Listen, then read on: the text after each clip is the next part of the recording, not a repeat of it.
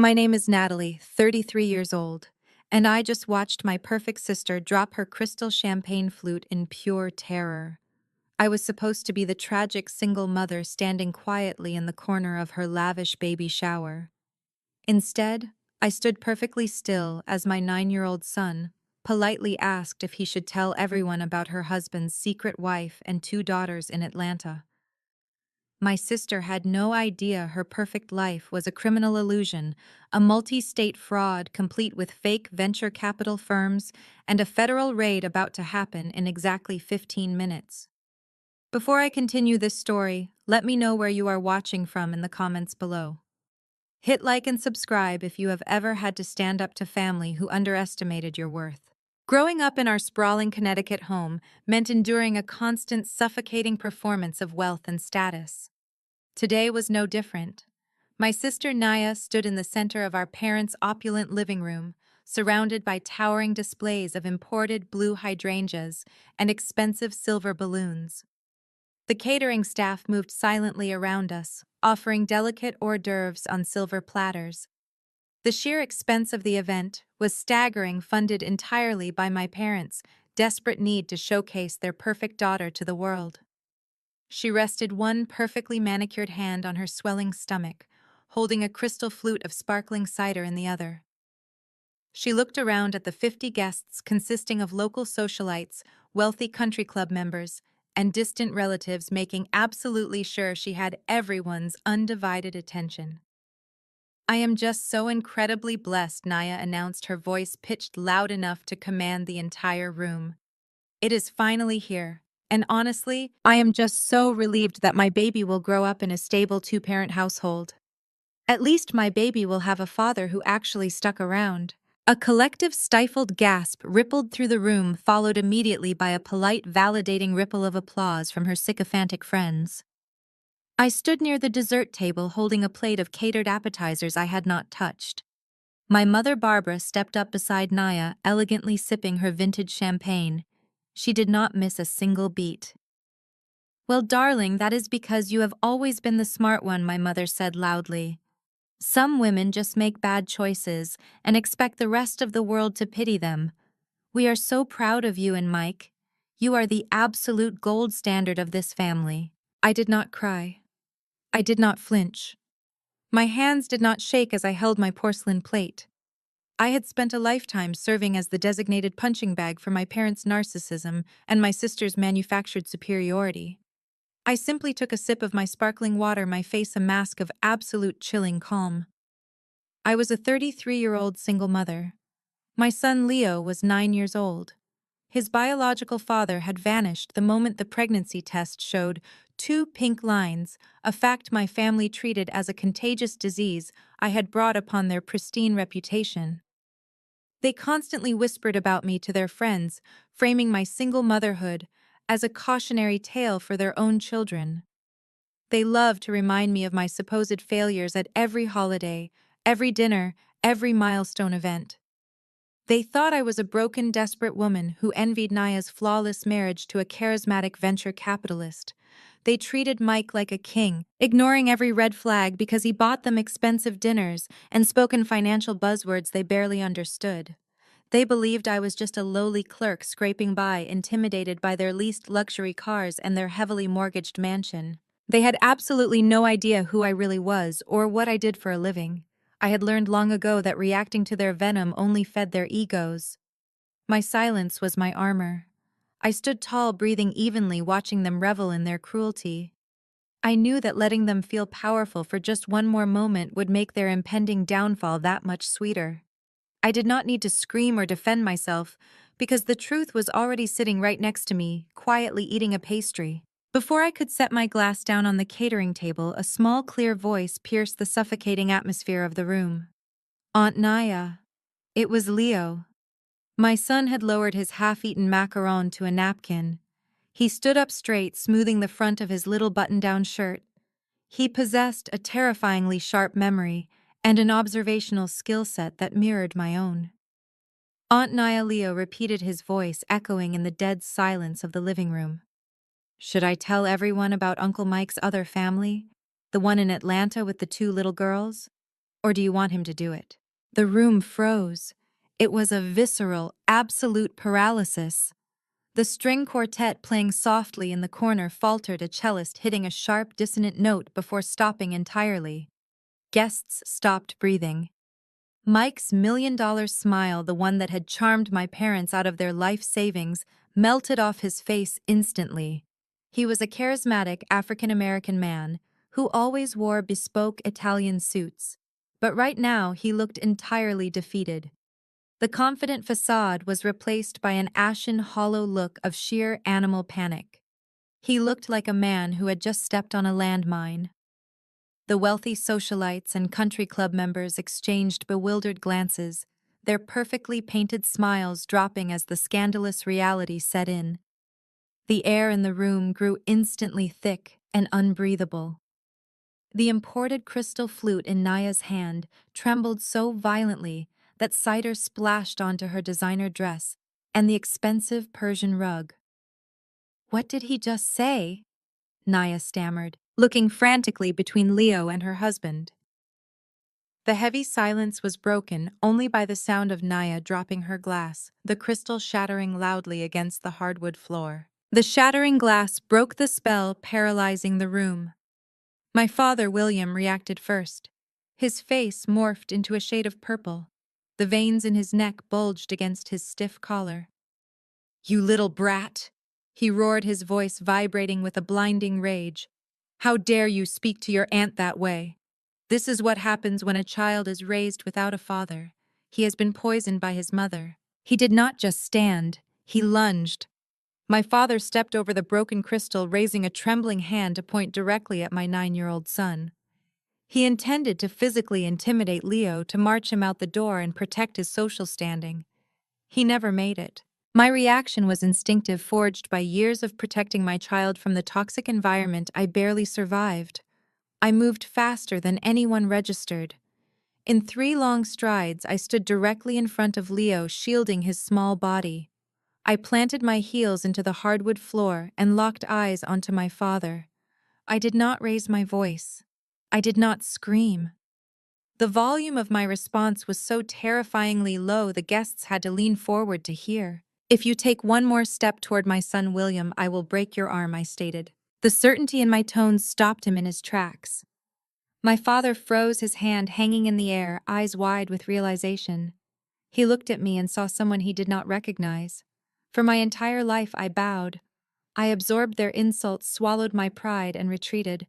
But right now, standing between him and my child, I was an immovable wall.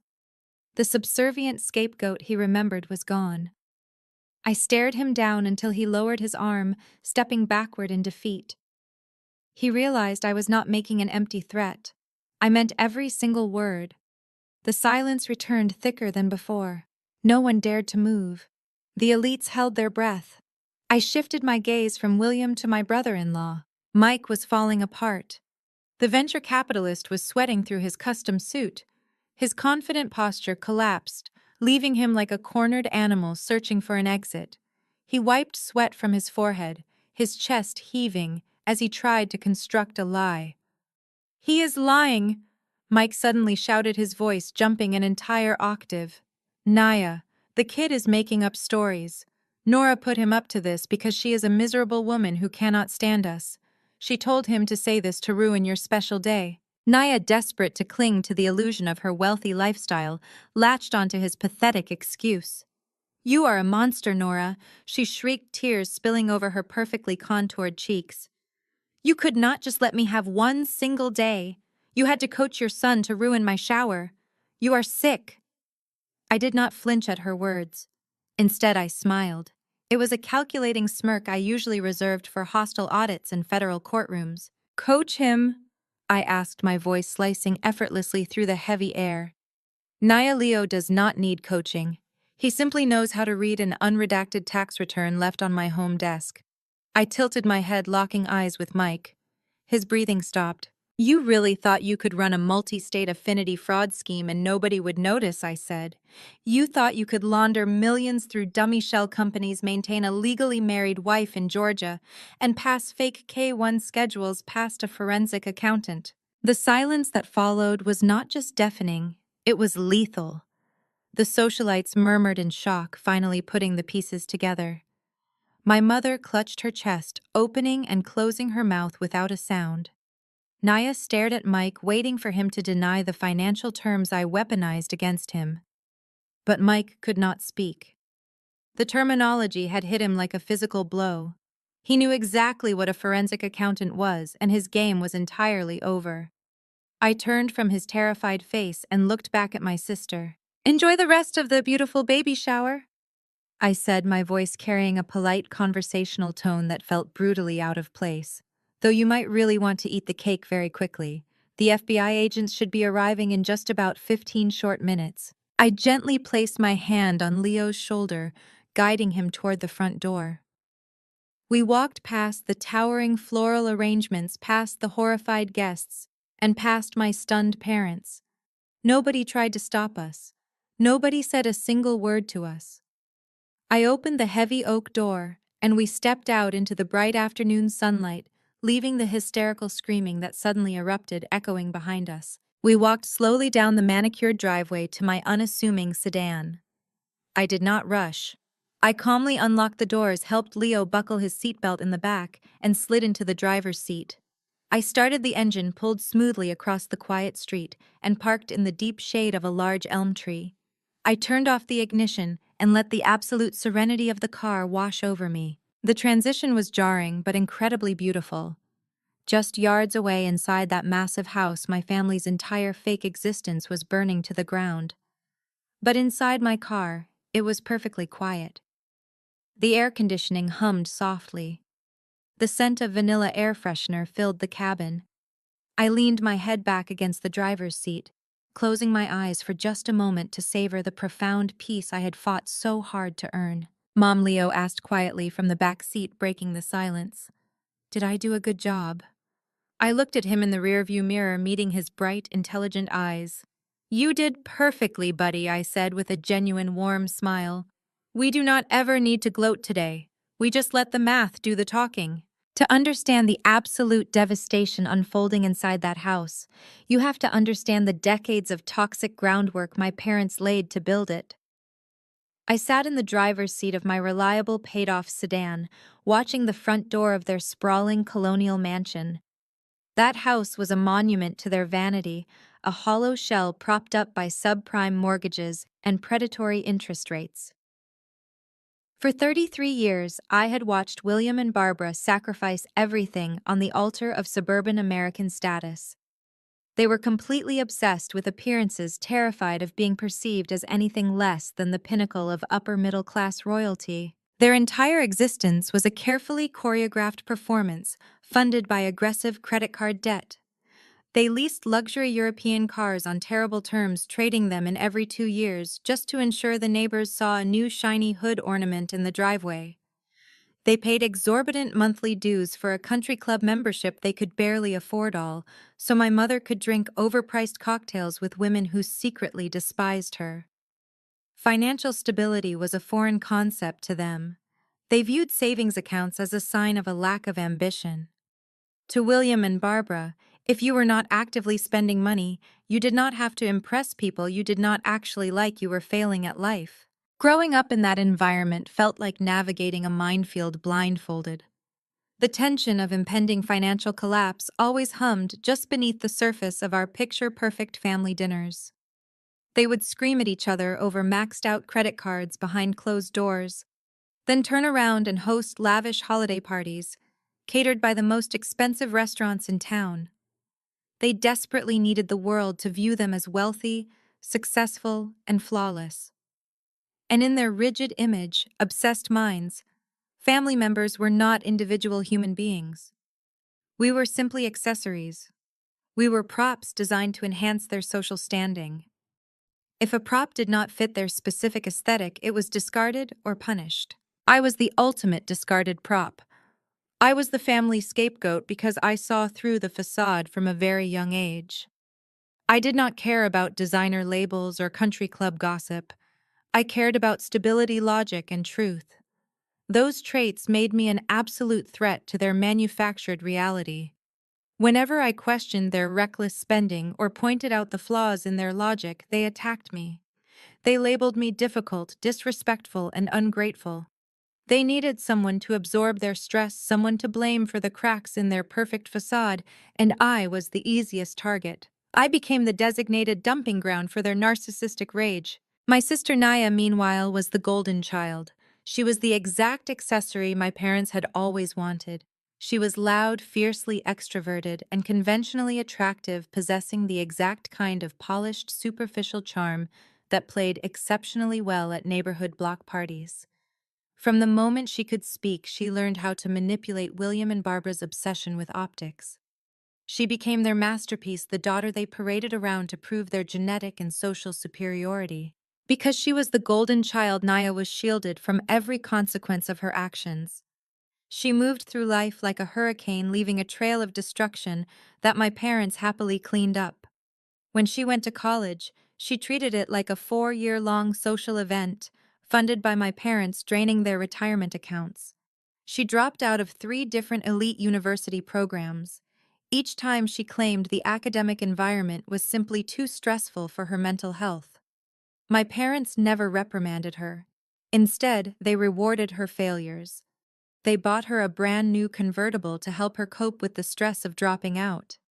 They funded a boutique clothing store for her that went bankrupt within 8 months because she refused to actually work the register. Every single time Naya failed, William and Barbara opened their wallets and blamed the world for not recognizing her brilliance. The contrast between us was stark and brutal. I was the analytical, quiet daughter. I spent my time reading, studying, and trying to build a foundation that would not crumble the moment the bank called. I excelled in school, graduating at the top of my high school class and earning a full academic scholarship to a respected university. But my achievements were entirely ignored because they did not fit the glamorous narrative my parents wanted to project. To them, being a top-tier student was boring. It was not something they could easily brag about over martinis at the country club. When I brought home my college acceptance letters and scholarship awards, my mother barely looked at the papers. She simply sighed, adjusting her diamond necklace, and asked why I could not dress a little more like my sister so I might actually find a husband. My father told me that being smart was fine, but being marketable was better. They viewed my analytical nature as a severe personality defect. My quiet determination was framed as arrogance. My refusal to participate in their financial delusions was framed as jealousy. I learned very quickly that I was entirely on my own. I watched them pour hundreds of thousands of dollars into Naya's empty ventures, while I worked double shifts at a local diner to pay for my textbooks and professional certifications. I sat in the background of family photos, the plain and unremarkable shadow, while Naya stood front and center draped in designer fabrics my parents could not afford. They actively tried to break my spirit because my independence highlighted their own profound insecurities. They wanted me to fail so they could justify treating me poorly. They needed me to be the broken, miserable spinster they described to their friends. But their rejection was actually the greatest gift they could have ever given me. By freezing me out of their financial support and emotional manipulation, they inadvertently taught me how to survive without them. While they were busy enabling Naya's toxic vanity and sinking deeper into unmanageable debt, I was quietly sharpening my mind. I was learning the exact skills that would eventually allow me to dismantle their entire fraudulent world. I became a master of the very numbers they spent their whole lives running from. I was 24 years old when the final thread holding me to my family snapped completely. It was the year I discovered I was pregnant with Leo. My boyfriend at the time vanished the exact second the pregnancy test showed 2 pink lines. He abruptly quit his job and moved across the state just to avoid responsibility. I was terrified and in desperate need of the one thing my parents were fundamentally incapable of providing: unconditional support. When I sat William and Barbara down in their immaculate living room to tell them the news, their reaction was not concern for my well-being. It was pure panic over their fragile social standing. My mother dropped her expensive wine glass onto the coffee table and stared at me like I had just confessed to a felony. My father immediately stood up and began pacing the floor, muttering angrily about how this disastrous news would look to their pretentious friends at the country club. They saw a massive, glaring stain on their carefully curated suburban image. A single mother simply did not fit into their affluent aesthetic. It was a scandal they absolutely refused to weather. The conversation that followed was easily the most brutal hour of my entire life. They did not ask how I felt. They did not offer a single word of comfort or help me navigate prenatal care. Instead, William stood towering over me and delivered a cold, calculated ultimatum. I could either terminate the pregnancy immediately, or I could carry the baby to term, quietly give it up for adoption, and pretend to the world that none of this ever happened. If I refused to comply with either option, I was no longer their daughter. My mother sat rigidly on the sofa and fully agreed with him. She told me that bringing a fatherless child into their perfect world was an act of extreme, unforgivable selfishness. She stated clearly that I would ruin Naya's chances of finding a wealthy husband because the entire family would be tainted by my poor decisions. Abort the child, surrender the child, or get out of their house and their lives forever. I did not even hesitate. I did not cry, plead, or beg for their mercy. I walked straight up the stairs to my childhood bedroom, pulled heavy-duty black trash bags from the kitchen pantry, and packed everything I owned. I shoved my clothes, my college textbooks, and my laptop into those bags, while my parents stood at the bottom of the staircase watching me with expressions of arrogant indignation. They truly believed I would come crawling back the moment I realized how hard the real world was. I walked out the front door, loaded the heavy trash bags into the trunk of my old sedan, and drove away without looking back. The years that followed were a relentless test of physical and mental endurance. While my parents hosted lavish dinner parties and completely erased my existence from their social narrative, I was fighting tooth and nail just to keep the lights on. I rented a cramped, drafty apartment over a noisy laundromat in a rough part of town. I took an entry-level bookkeeping job, working grueling, endless hours, tracing invoices, balancing ledgers, and learning the bare bones of corporate finance. When Leo was born, I had no maternity leave, no helpful village, and absolutely no financial safety net. I would strap newborn Leo to my chest in a cheap baby carrier and work at my tiny kitchen table late into the night, crunching numbers until my vision blurred. We ate cheap boxed pasta and discounted canned vegetables. I bought his clothes from local thrift stores and quickly learned how to stretch $20 to cover an entire week of groceries.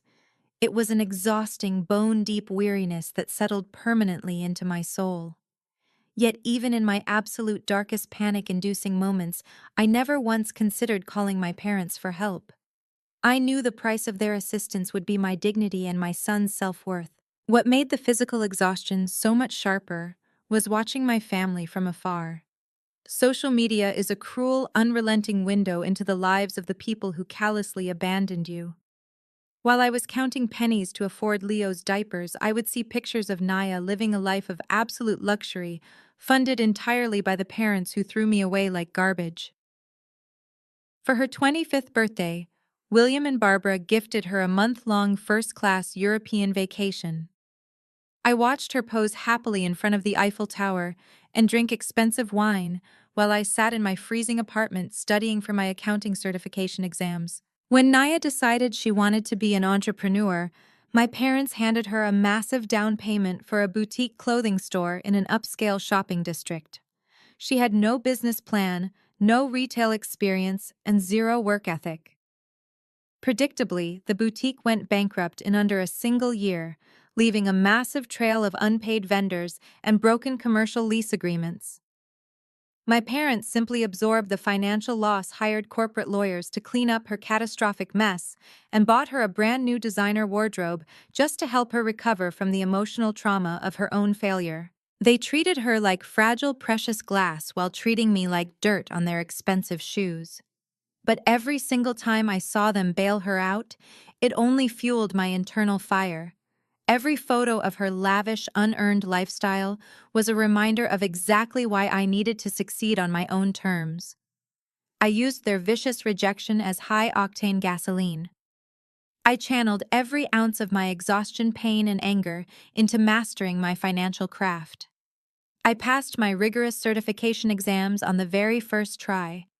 I transitioned from basic bookkeeping to complex financial auditing, ruthlessly climbing the corporate ladder.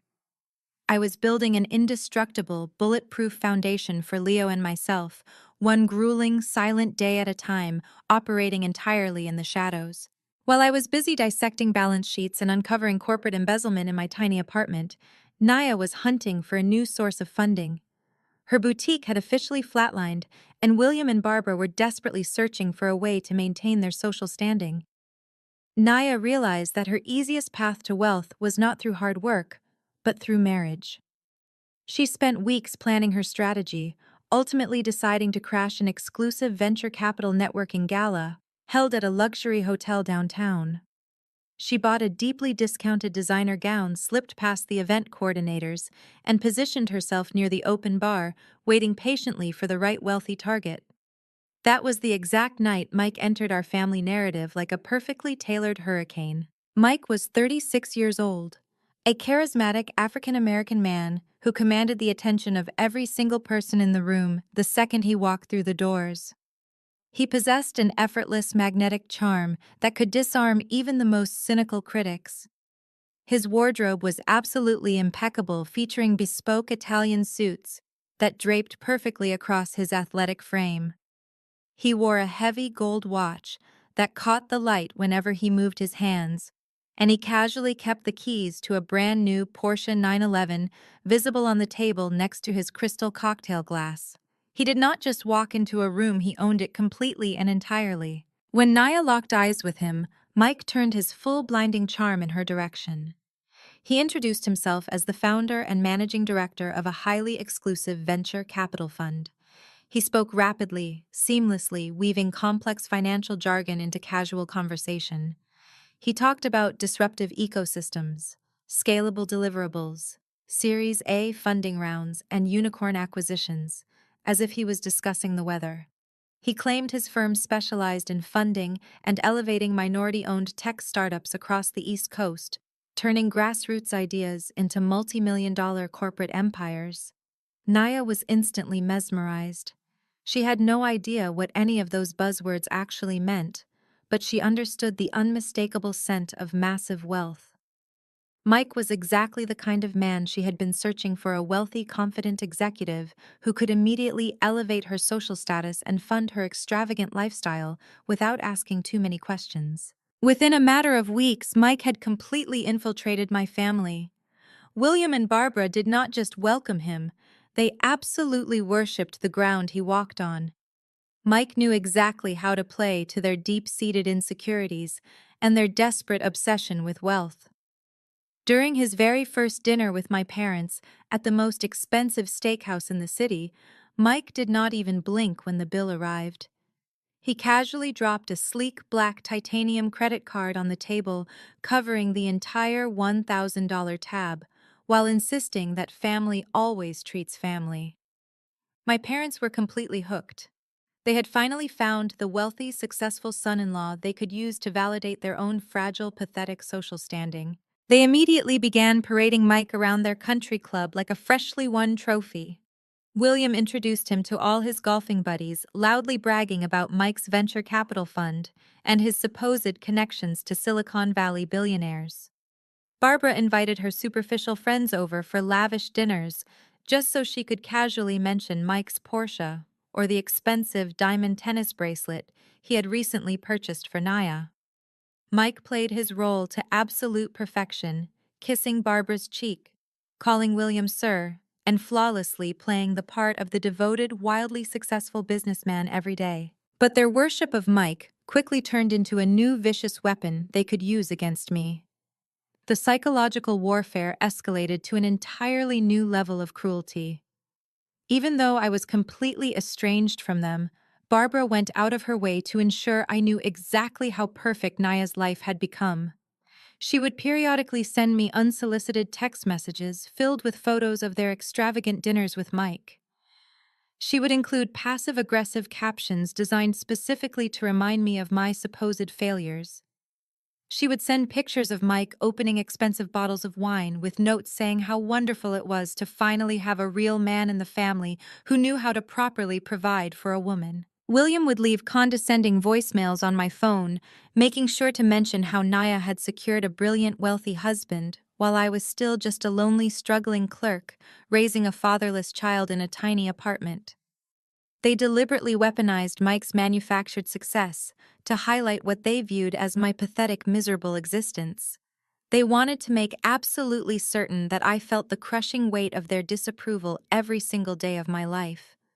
They used Mike as living proof that their golden child was genetically and socially superior, and that my decision to choose independence over their suffocating control had doomed me to a life of poverty, struggle, and permanent isolation. They were so blindly intoxicated by Mike's flashy suits, his fast cars, and his confident tech buzzwords that they never once stopped to ask a single logical question about his underlying business. They never asked to see a corporate prospectus, a certified financial disclosure, or even a simple physical business card. They were entirely captivated by the illusion of his massive wealth because they were entirely composed of shallow illusions themselves. They desperately needed Mike to be a real billionaire, so they willingly suspended all critical thinking and handed him their complete, unwavering trust on a silver platter. They joyfully handed the financial keys to their suburban kingdom directly to a highly seasoned financial predator. They were entirely unaware that the quiet, isolated daughter they were relentlessly mocking was the only person on earth with the professional skills to see through his brilliant disguise and tear his entire criminal empire straight to the ground. Fast forward to exactly 1 year ago. The pristine facade of Naya and Mike's perfect marriage encountered its very first structural crack. Naya decided it was time to elevate her suburban royalty status by having a baby. She envisioned gender reveal parties, designer nurseries, and an endless stream of social media attention from her envious friends. However, biology did not cooperate with her timeline. After several months of trying and failing, she visited a high-end fertility clinic and learned she would need extensive in vitro fertilization treatments to conceive. The medical bills were projected to be astronomical, easily pushing past $50,000 for multiple rounds of specialized treatment. To Naya, this was an unacceptable delay in her carefully curated grand life plan. Normally, a supposedly wealthy venture capitalist like Mike would simply swipe his titanium card and cover the cost without breaking a sweat. But suddenly, the man who picked up $1,000 dinner tabs claimed he was experiencing a temporary cash flow issue. He spun a highly technical, completely fabricated story for my parents. He claimed all his millions were currently locked up in illiquid high-yield assets and restricted venture portfolios. He insisted that liquidating his positions prematurely would trigger massive federal tax penalties and breach his fiduciary duties to his silent partners. William and Barbara swallowed every single word of his corporate jargon without a hint of skepticism. They believed he was a financial genius, protecting his massive wealth, leaving them completely blind to the fact that his bank accounts were actually empty, and his entire identity was an elaborate scam designed to steal their life savings. But Naya wanted her baby immediately, and William and Barbara could not bear to see their golden child denied anything she desired. Since they were already drowning in their own secret credit card debt, they needed a new source of fast, untraceable cash. That was when they remembered me. It was a cold Tuesday evening when my apartment buzzer rang unexpectedly. I opened the door to find William and Barbara standing in the dimly lit hallway of my building. They were wearing their expensive country club attire, looking around my modest apartment complex, with expressions of undisguised disgust. They pushed their way inside without waiting for an invitation, refusing to take off their coats, acting as if the very air in my home was beneath their social class. They did not ask how I was doing. They did not ask to see Leo, who was asleep in his room. They marched straight into my small kitchen, stood under the flickering fluorescent light, and immediately launched into their extortion attempt against their own flesh and blood. They told me Naya was suffering from a devastating medical hardship and required my immediate financial intervention.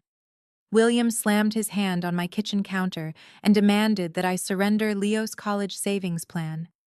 The fund had been established by my late grandfather years ago, specifically designated for Leo's future education. It had grown to a substantial amount, and as the custodian of the account, I had the legal authority to withdraw the funds. My mother stepped forward, weaponizing her guilt trips with practiced precision. She stated that Naya deserved a complete family and that holding on to money for a 9-year-old boy's distant college education was an act of extreme selfishness.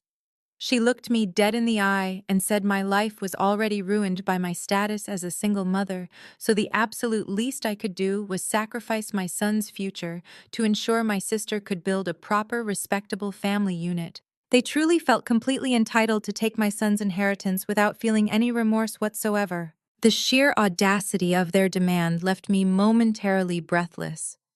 They were demanding I rob my own child to fund the vanity project of my spoiled sister and her fraudulent husband. I stared at them, feeling a cold, clinical rage replace any lingering daughterly affection I might have possessed. I did not yell or cry. I simply walked over to the front door, pulled it wide open, and told them to get out of my house immediately. I informed them that I would burn the money in a barrel before I ever handed a single dime over to Naya. My fierce refusal was absolute and completely unyielding. William's face twisted into a mask of pure, dark, unadulterated hatred. He pointed his finger at my chest and declared that I was officially dead to him. He screamed that I was a bitter, jealous spinster who could not stand to see her own sister find true love and happiness. Barbara spat that I was a disgrace to their family name and that they would never speak to me again. They stormed out into the hallway, slamming the heavy door so hard the pictures on my walls rattled. Their departure felt less like a loss and more like a massive weight being permanently lifted off my tired shoulders. True to their word, they officially disowned me, but they did not stop there. The very next day, Barbara launched a vicious, calculated smear campaign across the entire extended family. She called every aunt, uncle, and cousin we had, spinning a fabricated narrative about my supposed cruelty. She told them I was a miserable, toxic woman who had actively tried to sabotage Naya's medical treatments out of spite.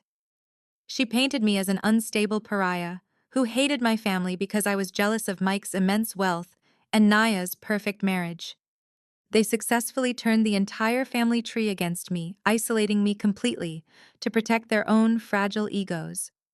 They thought destroying my reputation would finally break me. Instead, it gave me the absolute freedom to hunt them down without an ounce of remorse, operating entirely from the shadows while they foolishly believed they had won the war. I was now a dangerous phantom, patiently and methodically sharpening my financial knives in absolute complete silence. My family firmly believed their own narrative.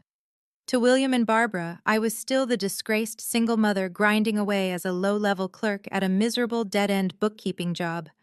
They pictured me sitting in a dreary cubicle drowning in past-due bills, staring blankly at spreadsheets while I desperately regretted losing their financial protection. They needed to believe I was a pathetic failure because my supposed misery was the only thing that validated their shallow existence. They had no idea they were dealing with a 33-year-old senior partner at one of the most ruthless and prestigious forensic accounting firms in Manhattan. I was not balancing petty cash for local hardware stores. I was hunting down billions of dollars in hidden global assets. My clients were not local business owners trying to file their quarterly taxes. My clients were federal task forces, government regulatory agencies, and the ruthless legal teams representing wives of oligarchs in exceptionally hostile divorce proceedings. I spent my days dissecting the most complex financial structures ever engineered by the criminal elite. When a corrupt hedge fund manager tried to funnel stolen capital through a maze of dummy corporations in the Cayman Islands, I was the one who tracked every single digital penny. When a billionaire tech mogul attempted to conceal his net worth in secret Swiss bank accounts to avoid paying alimony, I was the predator who systematically dismantled his entire financial fortress and handed the evidence directly to a federal judge. My mind was wired to see through numbers to detect anomalies in massive datasets and to uncover the invisible footprints left behind by extreme greed. This specialized expertise commanded a massive premium in the corporate world. My annual compensation had crossed into seven figures over 2 years ago. I was generating millions of dollars entirely on my own merit, operating at the absolute pinnacle of the financial sector. I sat in glass boardrooms overlooking the New York City skyline, directing teams of highly educated auditors and coordinating directly with agents from the Securities and Exchange Commission. I was a widely feared and highly respected authority in the field of financial asset recovery. I built a fortress of wealth and influence while they gleefully spread rumors of my downfall to their country club friends. They thought my silence was proof of my shame, but it was actually the ultimate strategic advantage. I was operating on a level they could not even comprehend, dealing with international wire fraud, money laundering syndicates, and complex asset obfuscation. I thrived in high-stakes environments where a single overlooked decimal point could mean the difference between a criminal going to federal prison or escaping with stolen millions. This immense professional success allowed me to accumulate significant personal wealth, but my approach to money was the exact opposite of my parents' toxic consumption.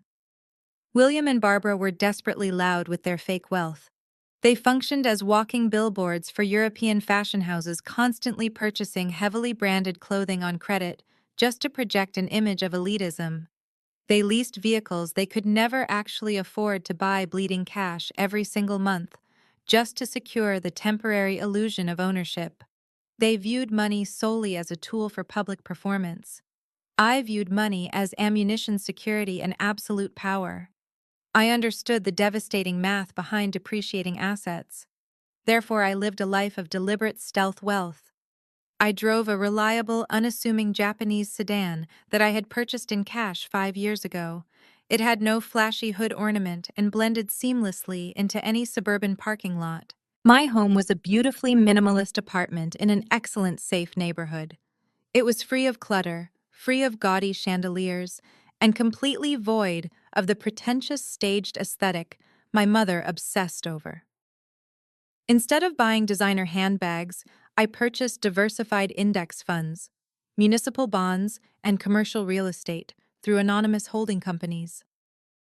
I focused entirely on compounding interest and building permanent generational wealth for Leo. I made sure his future was anchored in concrete financial reality, not hollow social posturing.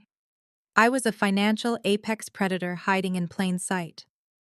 When I dropped Leo off at his private school wearing simple, unbranded sweaters and sensible shoes, the other wealthy parents assumed I was just a regular working mother. The grocery store cashiers, the neighbors, and my son's teachers had absolutely no idea they were interacting with a woman who could liquidate her stock portfolio and purchase their entire subdivision in cash by noon. I cultivated this invisible persona purposefully. Being underestimated is the most powerful tactical advantage a person can possess.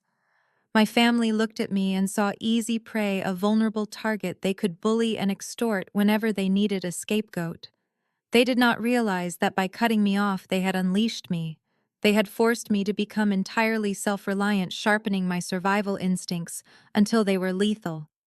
While they were sinking deeper into a quagmire of hidden debt and fraudulent loans to fund their pathetic social climbing, I was sitting quietly at the top of the food chain, watching their every move. Their arrogance was their greatest vulnerability. They believed that because I did not flash my wealth, I had none. They mistook my profound quietness for weakness. But in the real world of high finance, the loudest people in the room are always the poorest, desperately trying to convince everyone else that they matter. The truly powerful never need to shout. I watched my parents and my sister parade their fake success around, completely oblivious to the fact that their entire empire was built on quicksand.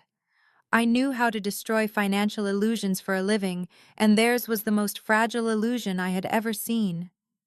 I just needed to wait for them to make a fatal mistake, and I knew they inevitably would. Exactly 2 full months prior to the baby shower, the carefully constructed walls separating my professional empire from my toxic family shattered. It happened on a quiet Tuesday evening inside my Manhattan corner office. The sky outside was darkening into a deep bruised purple as city lights flickered to life across the skyline. I was sitting at my mahogany desk, surrounded by stacks of heavily redacted financial documents and glowing monitors.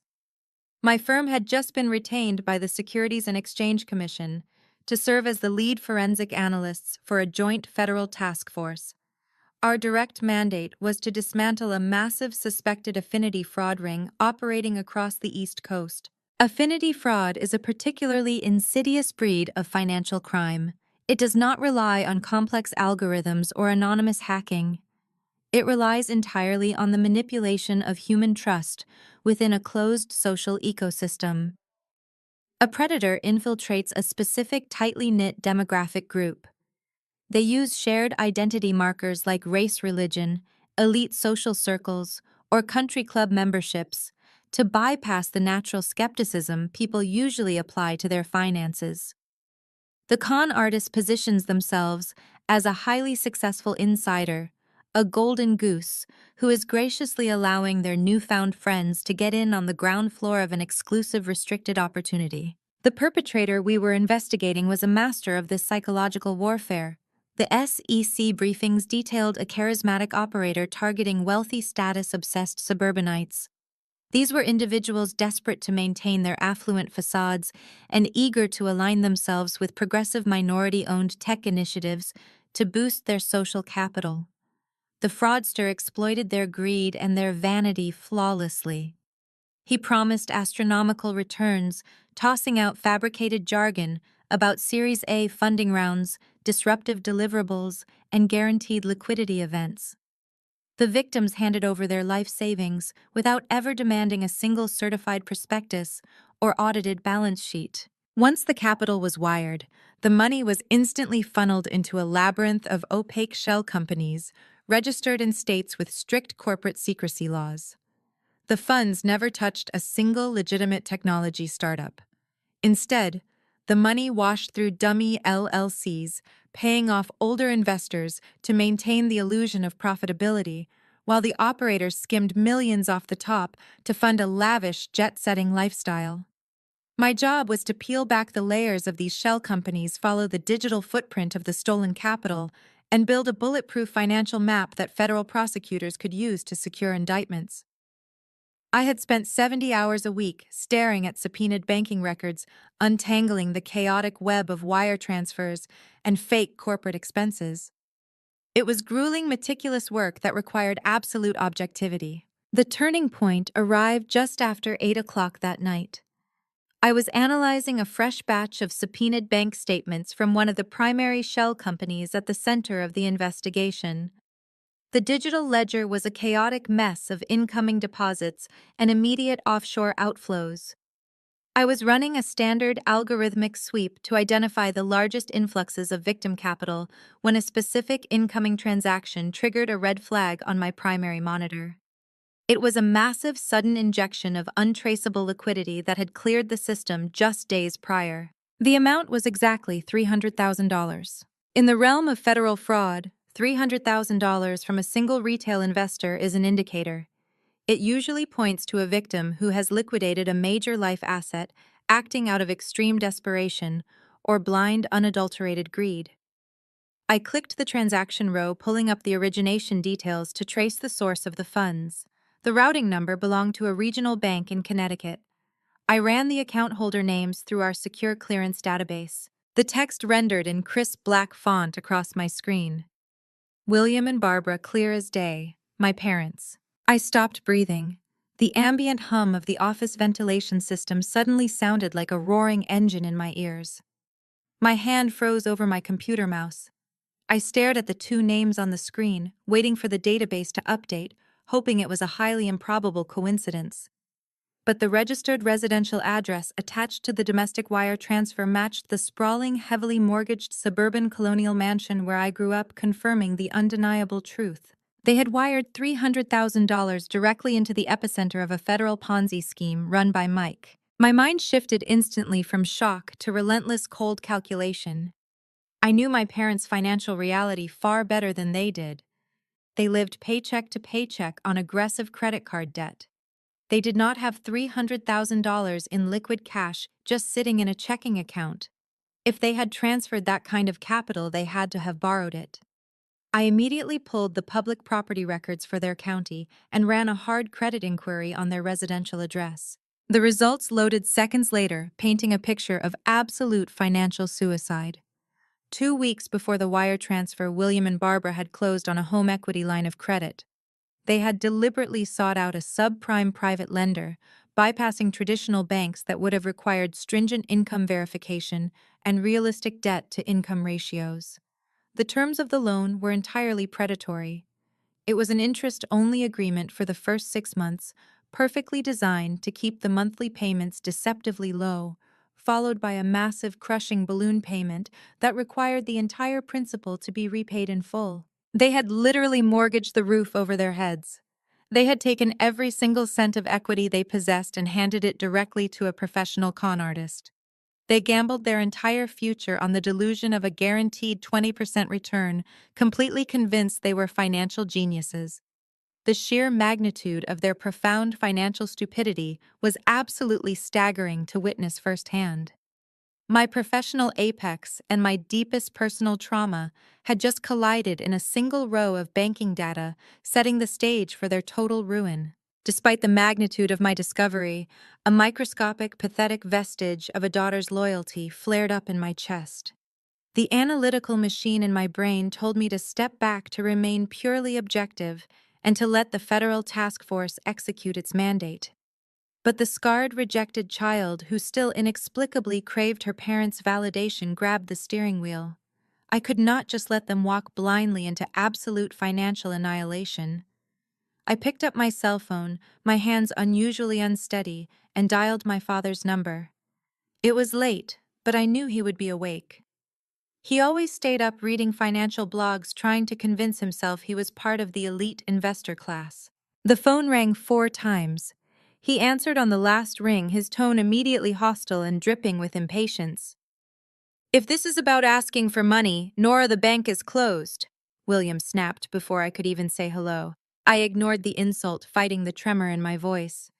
"Dad, listen to me very carefully," I said, keeping my tone as level and professional as possible. "I need you to tell me exactly who you just wired $300,000 to. You are involved in something extremely dangerous." There was a heavy pause on the line. Then a harsh, barking laugh erupted through the speaker. It was the laugh he always used when he thought I was being hysterical or stupid. "Are you out of your mind?" William demanded, his voice rising in volume and indignation. "You're tracking my finances now. You're so incredibly jealous of your sister and Mike that you're literally stalking our bank accounts for your information that money is an angel investment. Mike is giving us a guaranteed 20% return, a guaranteed 20% Nora. Not that a glorified entry-level calculator like you would ever understand high-level venture capital finance. Dad, the company is a shell," I said, my voice urgent, stripping away the professional detachment. "It's a fraud. The funds aren't going to a startup. Mike is twice the man you will ever attract." My father spat, his words hitting like physical blows. "He is building a legacy while you are just a miserable, jealous spinster trying to tear down your own sister's happiness. Do not ever call this number again to slander my family." The line went dead. I sat in the quiet of my office, the dial tone buzzing in my ear. I didn't cry. I didn't throw my phone. I just slowly lowered the handset and placed it deliberately on the mahogany desk. That was the exact moment the last frayed thread of my familial empathy permanently snapped. It was a profound, cold death of obligation. I had offered them a lifeline, and they had chosen to use it to choke me. I realized then that I could not save people who were aggressively dedicated to their own destruction. From that second forward, I treated William and Barbara exactly like any other victims in a federal fraud case, as unfortunate, arrogant collateral damage to their own unrestrained greed. I pivoted back to my monitors. The hesitation was gone. The emotional baggage was gone. I was no longer a rejected daughter. I was the apex predator of the financial ecosystem, and I was about to dismantle Mike's entire manufactured universe. I dove into his digital footprint with the ruthless precision of a surgeon performing an autopsy. A forensic accountant does not care about the lies people tell at dinner parties. We only care about where the money goes, because money never ever lies. I spent the next 48 hours operating on a cocktail of espresso and cold calculating adrenaline. I started by tracing the IP addresses associated with the shell company's registered domains. They didn't lead to a bustling tech hub in Silicon Valley or a sleek corporate office in Boston. They routed back to a cheap shared server farm in Eastern Europe, a classic hallmark of disposable fraud operations. Next, I pulled the registration data for Mike's flashy, status-defining Porsche 911. My parents had treated that car like a holy relic, a rolling testament to Mike's supposed millions. I accessed the state motor vehicle database and cross-referenced the VIN. The vehicle wasn't owned by Mike, and it certainly wasn't owned by a venture capital firm. It was leased through a high-risk subprime auto lender under a recently created completely fake corporate identity. The monthly lease payments were exorbitant, designed for someone desperate to project wealth rather than actually possess it. Then I initiated a deep dive into Naya's personal financial profile. I knew Mike needed clean, untainted credit to facilitate the everyday expenses of his illusion. I accessed secure credit reporting bureaus using my federal clearance to pull a hard inquiry on my sister's social security number. The results that populated on my screen were staggering. Mike wasn't just stealing from my parents, he was systematically financially abusing Naya. He had opened 5 separate high-limit premium credit cards solely in her name. He was using her pristine, previously untouched credit score to fund his designer Italian suits, his expensive dinners at Michelin-starred restaurants, and the lavish gifts he showered upon her. The total outstanding balance across those 5 cards was hovering just over $90,000. Naya was sitting on a ticking time bomb of catastrophic high-interest consumer debt, and she was completely blissfully unaware of it. She thought she was married to a millionaire, but she was actually financing her own extravagant lifestyle with borrowed money she could never repay. Mike was a parasite feeding off the vanity and financial ignorance of my entire family. He was draining them dry, masking the extraction with charm and tech buzzwords. But he had made one critical, fatal error. He had underestimated the quiet daughter they all loved to despise. He didn't know that every wire transfer, every leased vehicle, every fraudulent credit application left a permanent glowing digital trail. And he certainly didn't know that the person following that trail was the best in the business, armed with federal authority and absolutely zero mercy. My investigation into Mike's financial labyrinth took a sharp, unexpected turn southward.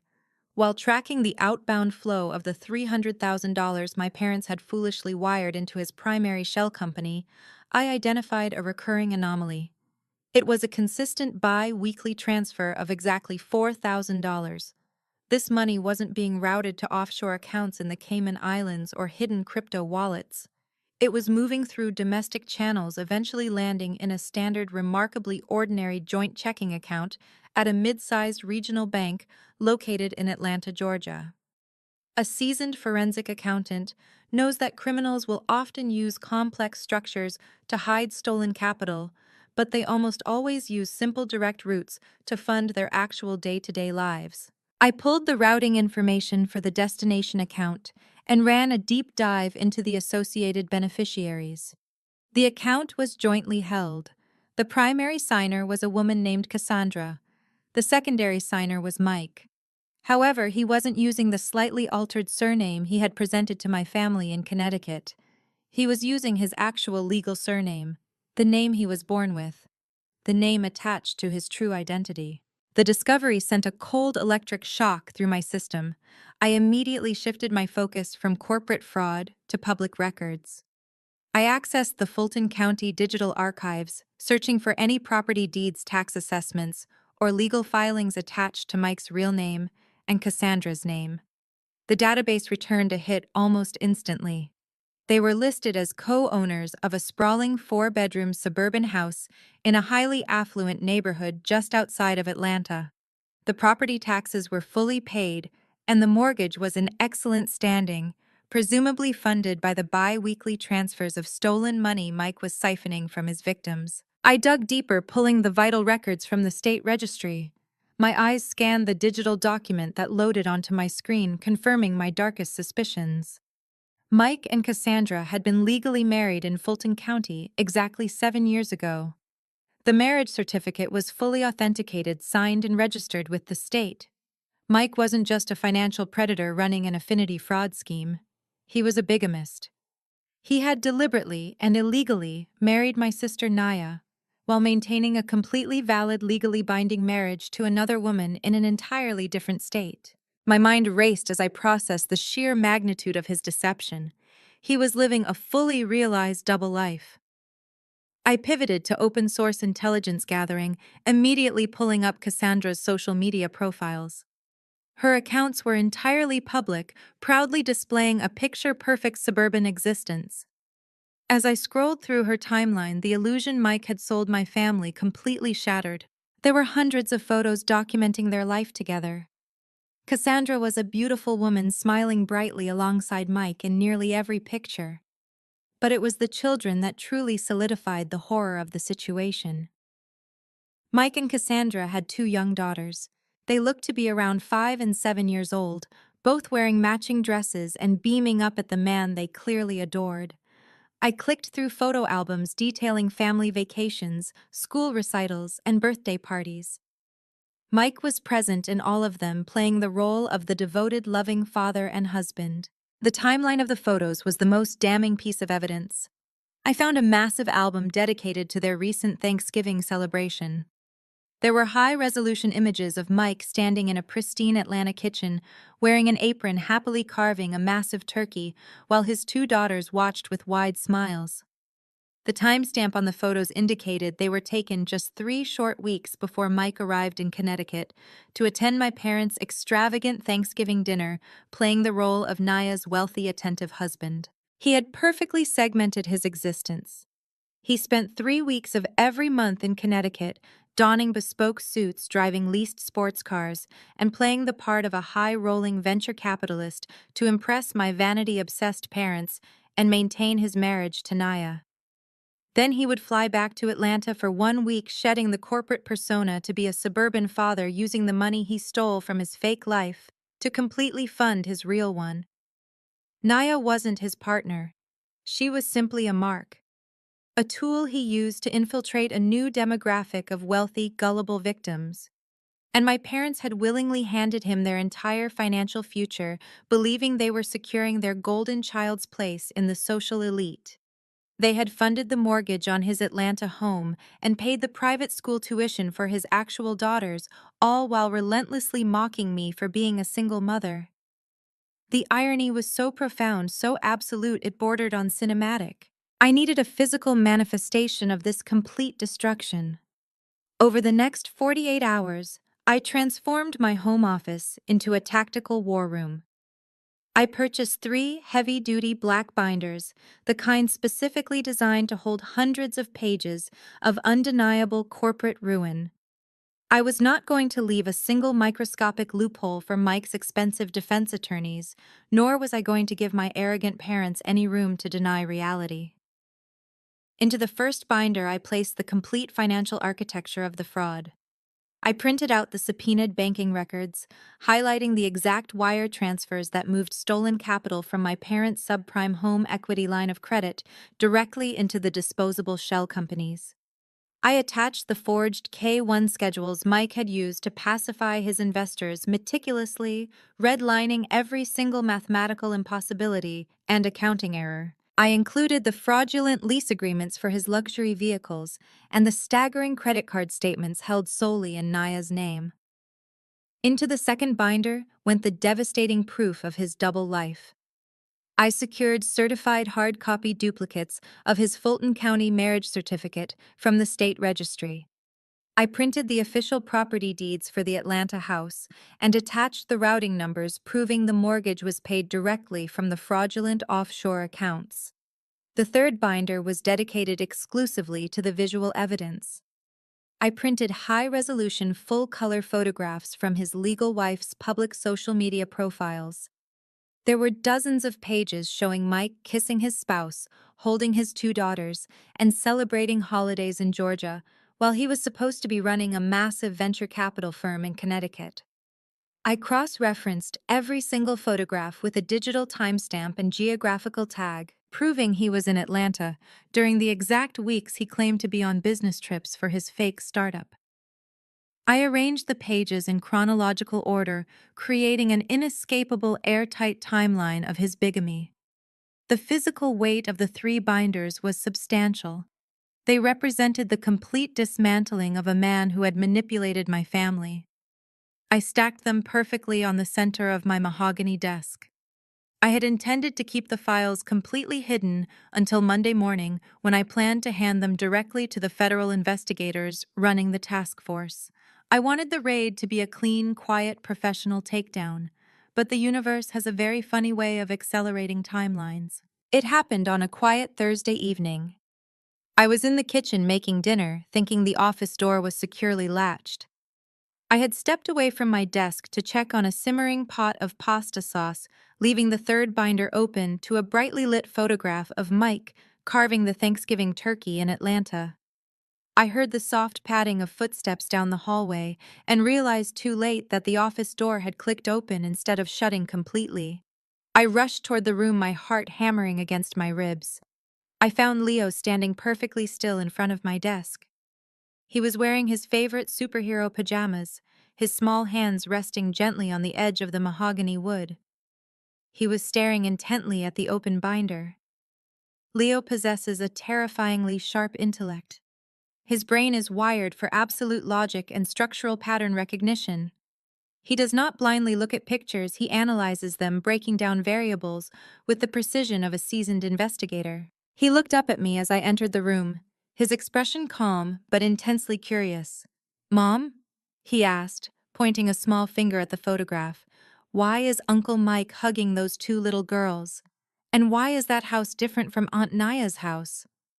I stopped in the doorway, taking a slow, measured breath to compose myself. I could have lied to him. I could have told him it was just a work file or a trick of the light. But I made a promise the day he was born that I would never treat him like he was stupid or fragile. I walked over and knelt beside him so we were exactly at eye level. "Leo, do you remember when we talked about how some people tell stories to make themselves look bigger?" I asked softly. He nodded, his eyes never leaving mine. Like when kids at school say they beat a hard video game, but they really just watched someone else do it on the internet. "Exactly like that," I replied, placing a firm hand on his shoulder. "Uncle Mike has been telling a very big, very bad story to Grandma, Grandpa, and Aunt Naya. He told them he was only married to Aunt Naya, but the math does not add up." Leo looked back down at the binder, tracing the edge of the glossy paper with his thumb. "He has another family. That is why he is in this picture. He is lying to them." "Yes, buddy. He is lying to them to take their money. He is a criminal." I watched his 9-year-old brain process the gravity of the situation. There was no fear, only a deep analytical understanding. "Are you going to stop him, Mom? I already have the proof," I said, tapping the heavy binder. "We do not need to yell, and we do not need to be angry like Grandma and Grandpa always are. We just use the facts. Math is our armor, Leo. When people try to hurt you or lie to you, you do not fight them with your feelings. You fight them with undeniable data. Numbers do not ever care about their feelings, and numbers never lie." Leo looked up at me, a profound sense of clarity settling over his small face. "So we just let the math do the talking?" I smiled, pulling him into a tight hug. "That is exactly right," I whispered, pressing a kiss to his forehead. "We will just let the numbers speak for themselves because the truth is absolutely, undeniably bulletproof." The bulletproof truth sat locked inside my desk, ready for deployment. My original plan was incredibly straightforward and entirely clinical. I fully intended to bypass the upcoming weekend completely. Simply wait for Monday morning and hand the 3 heavy binders directly over to the waiting federal task force. I wanted the takedown to be a quiet bureaucratic procedure, A sudden freezing of accounts, a sterile early morning arrest, and a clean severance of my ties to my family's catastrophic financial ruin. I had absolutely no desire to attend Naya's highly publicized baby shower. I wanted to protect my peace and let the government handle the garbage disposal. But my mother, completely ignorant of the federal crosshairs aimed directly at her least luxury cars, simply could not resist the urge to twist the knife one last time. Exactly 1 week before the shower, my phone buzzed on the kitchen counter. It was a text message from Barbara. She did not ask how Leo was doing. She did not ask if I was available. She issued a direct, entitled command wrapped in layers of maternal condescension. "It is time you stopped sulking and showed up to support your sister," the message read. "Naya's baby shower is this Sunday at 1. I need you to arrive by 10 in the morning. The caterers are setting up the raw bar and someone needs to manage them so they do not scuff the hardwood floors. You also need to pick up 20 bags of artisanal crushed ice from the distributor downtown because Mike's vintage champagne needs to be chilled properly. Wear something appropriate but understated. This day is about Naya and Mike, and we do not need your usual negative energy bringing down the mood." I stared at the glowing screen of my phone, marveling at the sheer, unadulterated audacity of her demands. She was not actually inviting me to celebrate the birth of my future niece or nephew. She was summoning unpaid domestic help. She wanted me sweating in the kitchen, hauling heavy bags of ice, and directing catering staff while she and Naya floated around the living room accepting expensive gifts from their pretentious country club friends. But there was a deeper, far more insidious psychological layer to Barbara's summons. She desperately needed me in that room for the optics.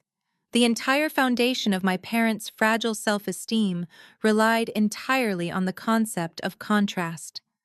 Naya's counterfeit, perfectly curated life with her wealthy venture capitalist husband only looked spectacular if it was placed directly next to my supposed failure. Barbara needed her ugly duckling daughter, standing awkwardly in the corner, serving appetizers to make her golden child shine brighter. I was the dark, miserable backdrop required to make their fake diamonds sparkle. I set my phone down next to my coffee cup and walked back into my home office. I stared at the safe where the 3 binders were locked away. My initial plan of a quiet, detached Monday morning surrender suddenly felt entirely inadequate. Handing the files over in secret would spare my parents the public reckoning they so desperately deserved. It would allow Barbara to spin a narrative of victimhood behind closed doors. She would tell her friends that Mike fooled them all, and she would undoubtedly find a way to blame me for not warning them sooner. The sheer toxicity of her text message shifted my entire operational protocol. I realized that a clinical takedown was not enough. They had spent 33 years publicly humiliating me, stripping away my dignity, and parading their favoritism like a weapon. They had demanded I sacrifice my son's college fund to finance a bigamist's illusion. They had thrown me out onto the street when I was a terrified, pregnant 24-year-old. I did not just want Mike in federal prison. I wanted to look William and Barbara directly in the eyes at the exact moment their entire manufactured universe burned to the ground. I wanted to stand in their over-mortgaged living room surrounded by the elite social circle they had sacrificed their souls to impress and watch the illusion shatter in real time. I needed to witness the absolute devastation on their faces when they realized the daughter they had relentlessly mocked was the very architect of their total destruction. I picked up my phone and opened the text thread with my mother. I kept my response incredibly brief, denying her any emotional leverage or resistance. "I will be there," I typed, hitting send before placing the phone in my pocket. The rest of the week passed in a state of hyper-focused calm. I did not alter my daily routine. I continued to drop Leo off at school, attended my high-stakes corporate auditing meetings, and reviewed the SEC task force updates regarding Mike's frozen accounts. The federal agents had already secured the warrants. They knew exactly where Mike would be on Sunday afternoon. The trap was set, the perimeter was secured, and the bait was happily sipping sparkling cider, completely unaware of the jaws closing around him. I spent Saturday evening carefully selecting my outfit. Barbara had demanded I wear something understated, something that screamed pathetic single mother. Instead, I chose a tailored charcoal gray designer sheath dress, paired with simple razor-sharp black stilettos. It was the exact outfit I wore when testifying in federal court, projecting absolute authority and untouchable wealth. I laid out a crisp, button-down shirt and slacks for Leo. As I ironed Leo's collar, he looked up from his comic book. "Are we going to fight with Grandma and Grandpa tomorrow?" he asked, his voice steady and calm. I set the iron down and walked over to him, smoothing his hair. "No, sweetie," I told him gently. "We never fight with people who are committed to misunderstanding us. We are just going to attend a party, enjoy the catering, and let the authorities handle the heavy lifting. You just stay close to me and watch how numbers dismantle lies." He nodded, fully comprehending the mission ahead. We were now perfectly and completely aligned. The long, exhausting days of quietly absorbing their relentless abuse were officially over. Tomorrow, the scapegoat would finally become the executioner, delivering the ultimate, inescapable financial justice. Sunday morning arrived with crisp, bright perfection designed for suburban flexing. I pulled my sedan into the circular driveway of my parents' Connecticut mansion. The property was lined with imported luxury vehicles, monuments to crippling automotive debt. I parked behind a catering van and hauled out the heavy bags of crushed ice Barbara had demanded.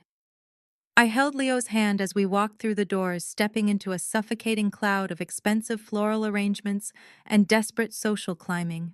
The scent of truffle oil, roasted tenderloin, and artisan cheeses overpowered the natural air. A string quartet was tucked into the corner of the grand foyer, playing classical arrangements for the country club elite. Waiters circulated with silver trays of smoked salmon and caviar. Everyone wore stiff, frozen smiles, holding champagne flutes and participating in the relentless performance of manufactured wealth. I directed Leo to find a quiet spot near the dessert table and carried the ice into the kitchen, fulfilling my role as servant. Barbara swept into the kitchen.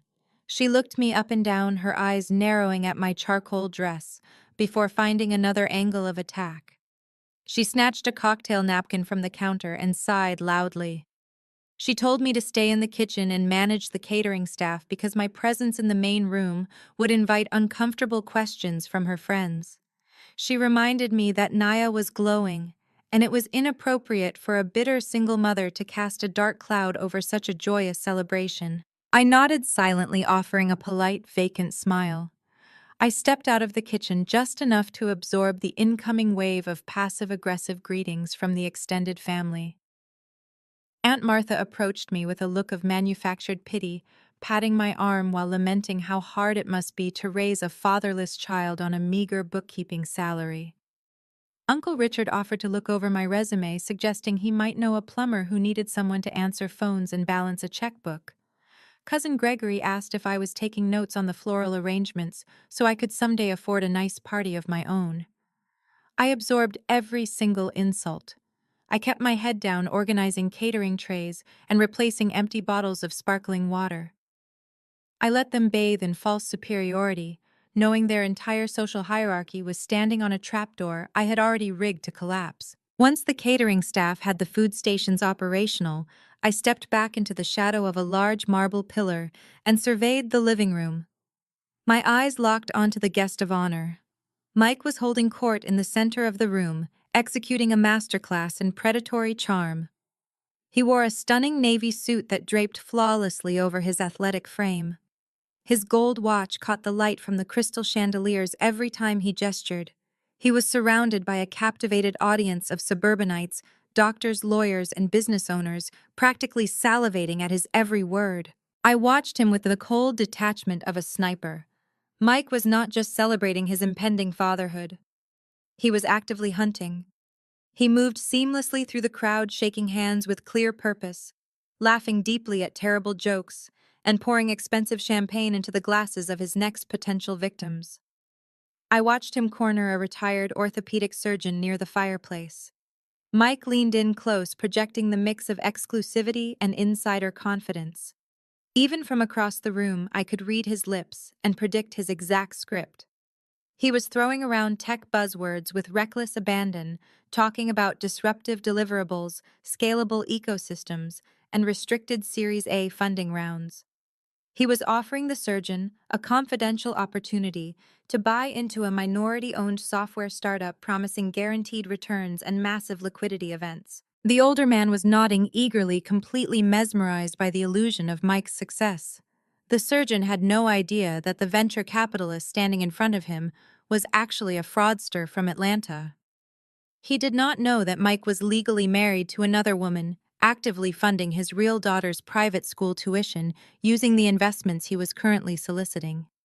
Mike smiled, clapping the surgeon on the shoulder, sealing a verbal agreement to transfer hundreds of thousands of dollars into a shell company by the end of the week. My gaze shifted to see my father William standing a few feet away. William was beaming with pride, watching his son-in-law dominate the room. William had essentially functioned as Mike's unpaid marketing agent, introducing the predator to every contact in his country club directory. My father genuinely believed he was helping his friends get rich, completely oblivious to the fact that he was handing them over to a financial butcher. I crossed my arms, leaning back against the cool marble pillar. The staggering irony was physically palpable to me. Mike was pitching investments, securing verbal commitments, and promising returns, completely unaware that his financial architecture had already been neutralized.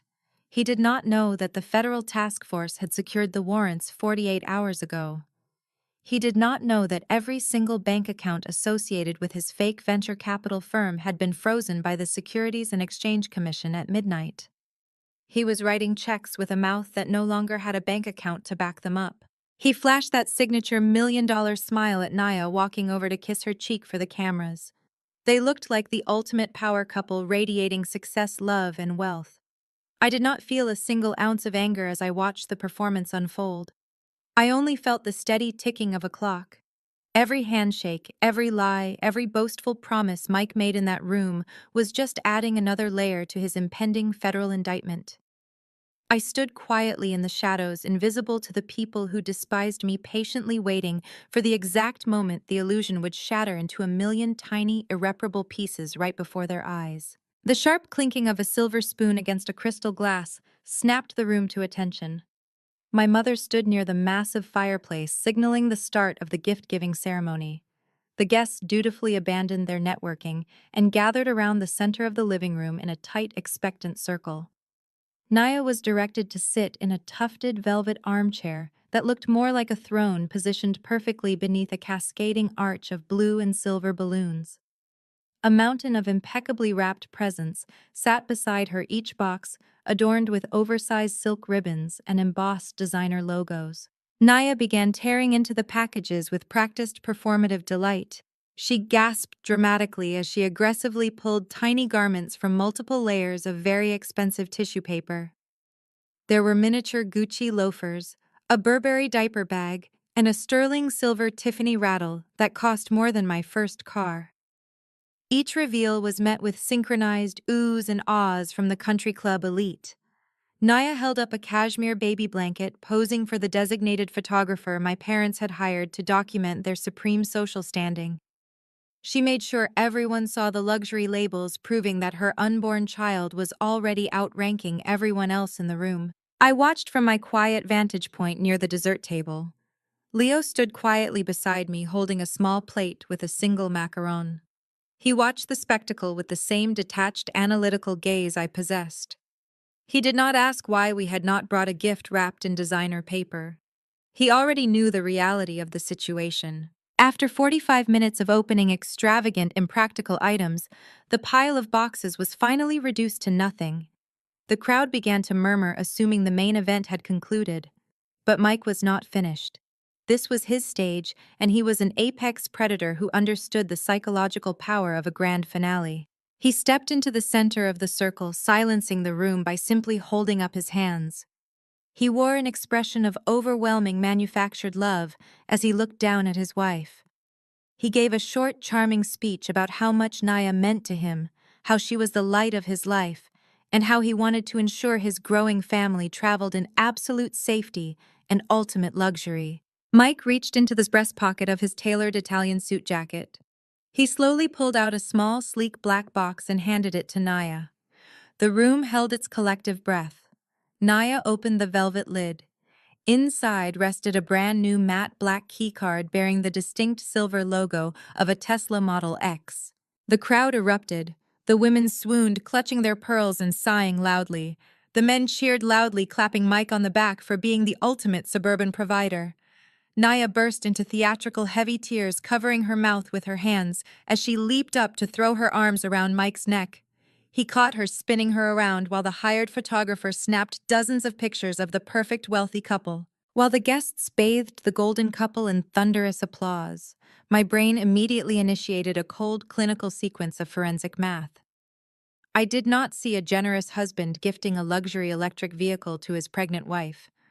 I saw a Class A felony wire fraud transaction materializing in real time. I knew the exact retail price of a fully loaded Tesla Model X. I also knew precisely which fraudulent account had furnished the capital. 2 days ago, while tracking the outflows from Mike's primary shell company, I noted a cashier's check issued to a luxury auto dealership in the exact amount of $115,000. That specific tranche of money was pulled directly from the $300,000 subprime home equity line of credit my parents had blindly handed over to him. Mike did not buy Naya a car.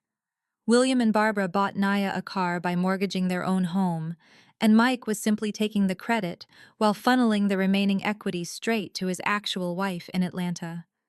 He was essentially playing Santa Claus using my parents' completely stolen retirement funds. The sheer breathtaking audacity of his performance was almost hypnotic.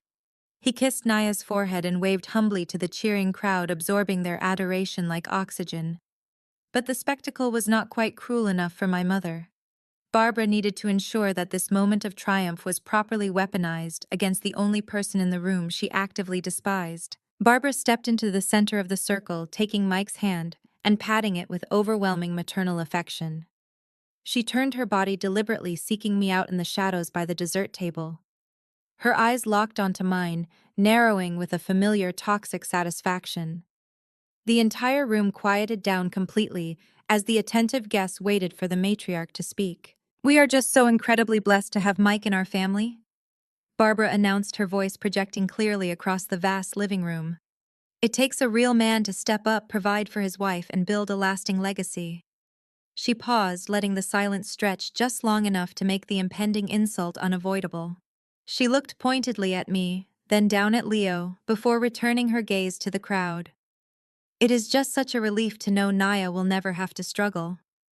It is a blessing to see a real father in action, unlike some deadbeat men who run away at the first sign of responsibility, leaving behind nothing but broken homes and pathetic excuses." The tension in the room spiked instantly, transforming the air into something thick, heavy, and unbearable. Several guests shifted uncomfortably, their eyes darting between Barbara and my stoic face. Naya smirked, stepping forward to deliver her own scripted contribution. She rested her hand gently on her swelling stomach, happily picking up her crystal flute of sparkling cider. She looked around at her friends, ready to speak. I knew exactly what she was about to say. I knew the words about to leave her mouth because her cruelty was predictable. She was going to brag about her stable two-parent household. She was going to deliver the final insult. And I knew my 9-year-old son was about to stand up, drop his macaron, and burn her counterfeit kingdom straight to the ground. The memory of that spectacular room's silencing implosion echoed pleasantly in my mind as the timeline snapped rapidly back to the present moment. I was no longer standing in that suffocating, flour-choked living room. I was sitting comfortably in the driver's seat of my sedan. We were parked safely across the street, concealed within the cool, deep shade of an elm tree. The contrast between the explosive, hysterical chaos erupting inside my parents' mansion and the tranquility inside my vehicle was profoundly satisfying. The engine hummed with a quiet, steady rhythm. The air conditioning blew a gentle breeze against my face. We were completely insulated from the toxic fallout we had just unleashed. From the back seat, the soft rustling of a seatbelt broke the comfortable silence. I looked into the rearview mirror. Leo was sitting perfectly straight, his hands resting neatly on his lap. He did not look scared or anxious. He looked like a junior analyst who had just successfully presented his very first corporate audit. "Mom," Leo asked quietly, his bright eyes meeting my reflection in the mirror. Did I do a good job in there? I turned around in my seat to look at him directly. A wave of fierce, overwhelming pride washed through my chest.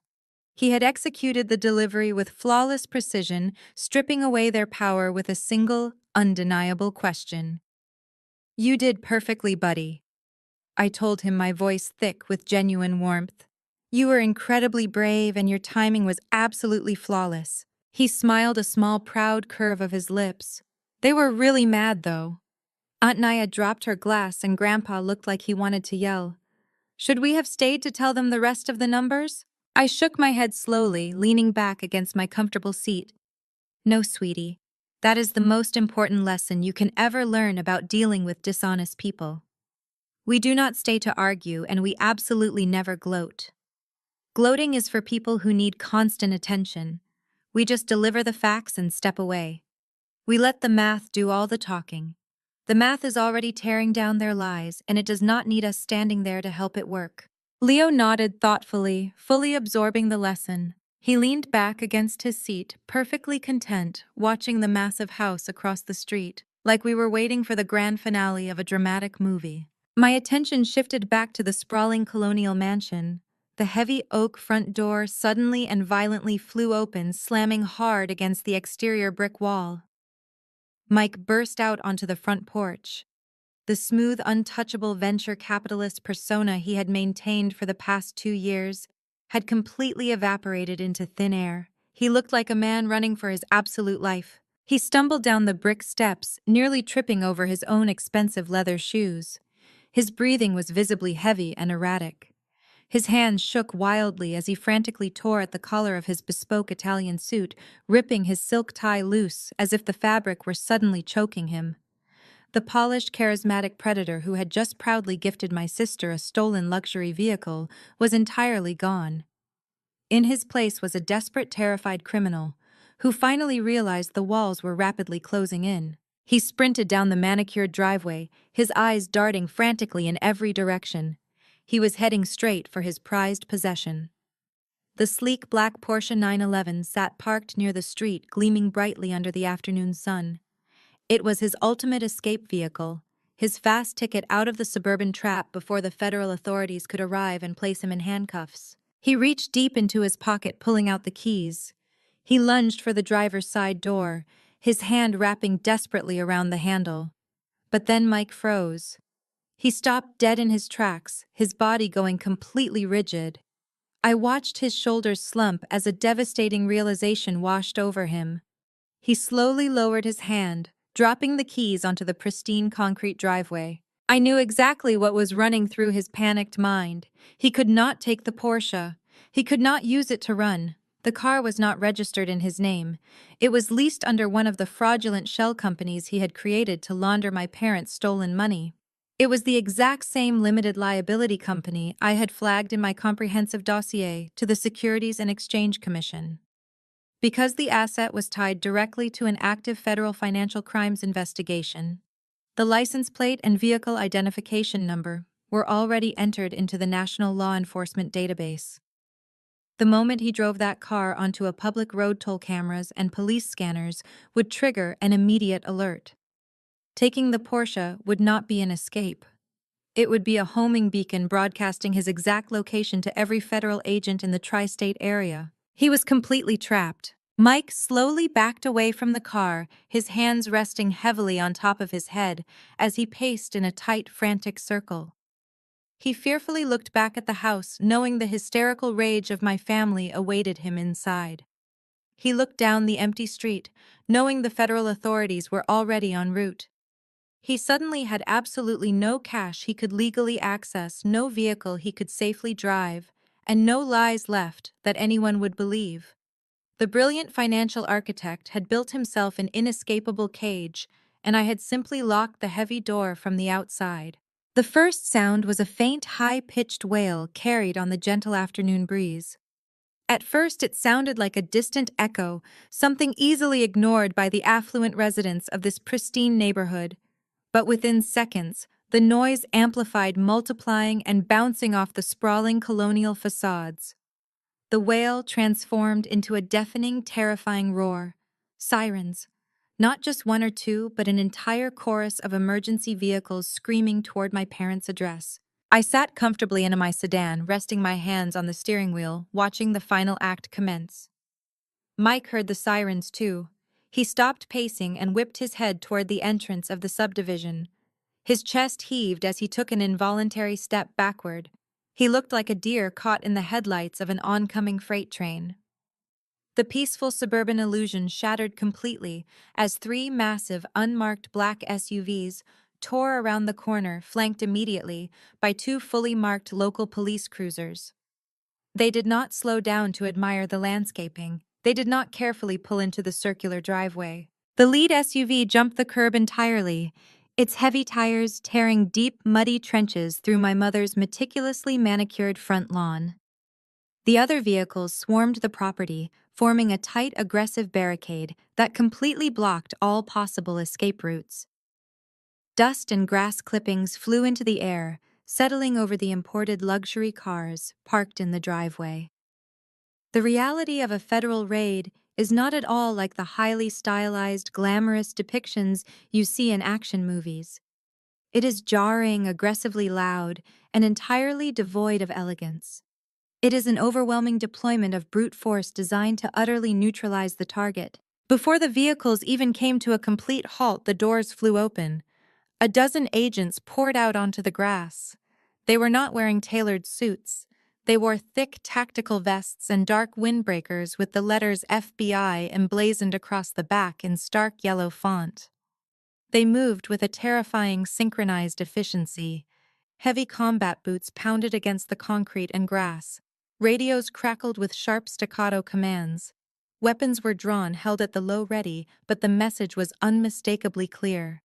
Any sudden movement would be met with overwhelming lethal retaliation. Federal agents immediately established a secure perimeter, fanning out to cover the side gates and the backyard.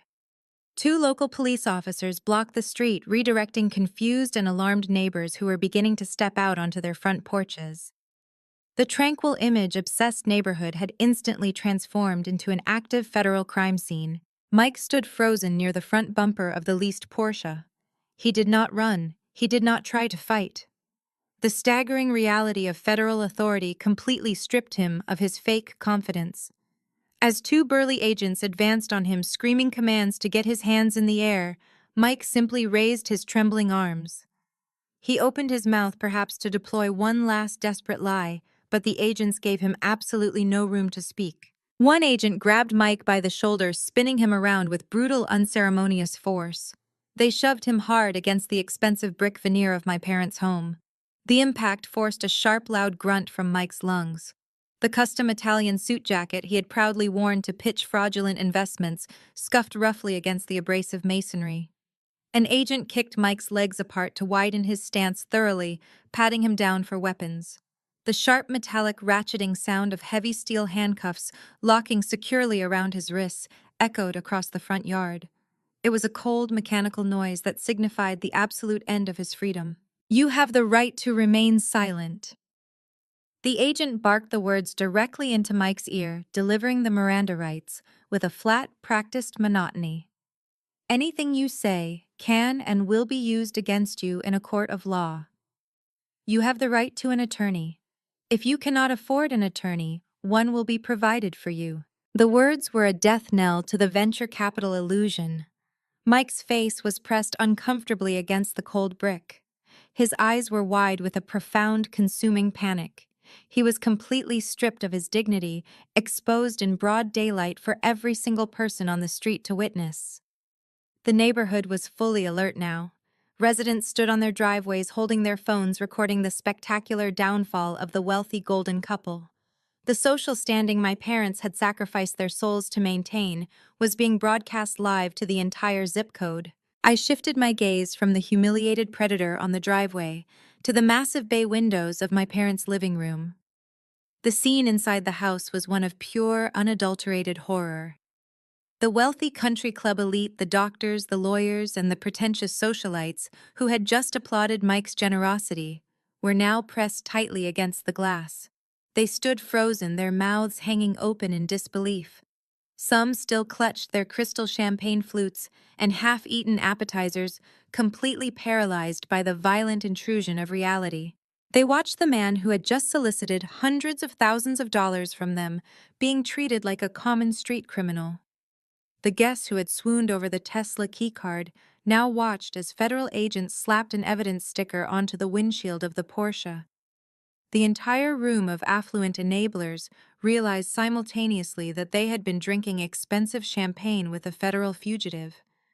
The glittering, impenetrable armor of their high society gathering was shattered beyond repair.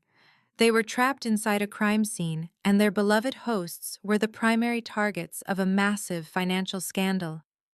The absolute destruction was beautifully poetic, a fitting end to decades of unchecked arrogance and relentless psychological abuse. I watched the empire burn to the ground. The heavy oak front doors flew open again, crashing violently against the exterior brick. Naya burst out of the house. She moved with a frantic, uncoordinated energy, a stark contrast to the elegant, poised pregnant woman who had just been unwrapping designer baby clothes minutes earlier. She sprinted across the ruined lawn, her expensive designer heels sinking deep into the thick mud churned up by the heavy federal vehicles. Her pristine appearance was completely destroyed. Heavy dark mascara streaked down her cheeks in jagged, ugly lines, permanently staining the collar of her silk maternity dress. She screamed so loudly, a raw, guttural sound of pure, unadulterated panic echoing down the suburban street. "Let him go!" she shrieked, throwing her arms wildly as she approached the agents, holding Mike against the brick wall. "What are you doing to him? Get your hands off my husband right now." One federal agent stepped forward, immediately raising a hand in a firm, undeniable warning gesture, ordering her to stay back and not interfere with an active federal arrest. Naya did not listen.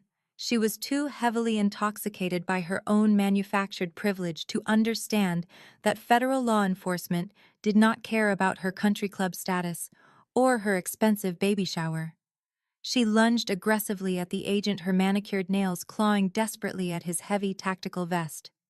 She demanded they release the father of her child, immediately screaming that Mike was a highly respected venture capitalist and they were making a massive illegal mistake that would cost them their jobs. Before she could earn herself a federal charge for assaulting a law enforcement officer, my father intervened. William rushed down the front steps, his face pale and contorted with sheer terror. He grabbed Naya tightly by the waist, wrapping his arms securely around her to pull her backward away from the armed agents. Naya fought him viciously.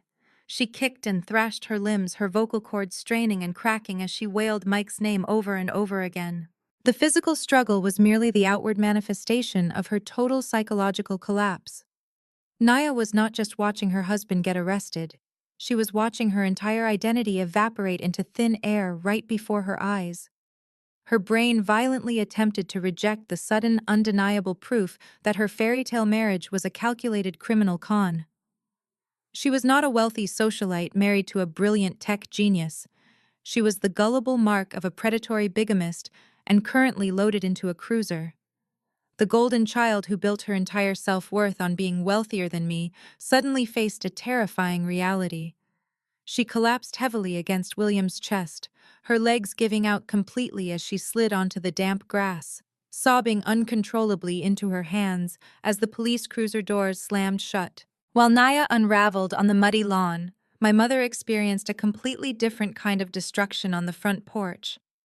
Barbara stepped out of the house and froze instantly. She stood rigid at the top of the brick steps, her hands gripping the wooden railing so tightly her knuckles turned entirely white. For a woman who dedicated 33 years of her life to cultivating an aura of absolute social superiority, this was her ultimate, inescapable nightmare unfolding in broad daylight. The affluent guests who were trapped inside the living room slowly spilled out onto the driveway and the surrounding sidewalk. These were the elite friends Barbara spent an absolute fortune trying to impress. They did not rush forward to comfort her. They did not offer words of support or ask how they could help. Instead, they reached into their expensive handbags and pulled out their smartphones. I watched with cold satisfaction as dozens of glowing screens were held up high, recording every agonizing second of my family's catastrophic downfall. The people Barbara considered her prestigious peers actively documented her public execution to share on group chats and social media platforms before the police cars even left the subdivision. Barbara looked directly at her friends, her mouth opening to offer some kind of explanation. But no words came out. The sheer volume of the disaster rendered her completely mute.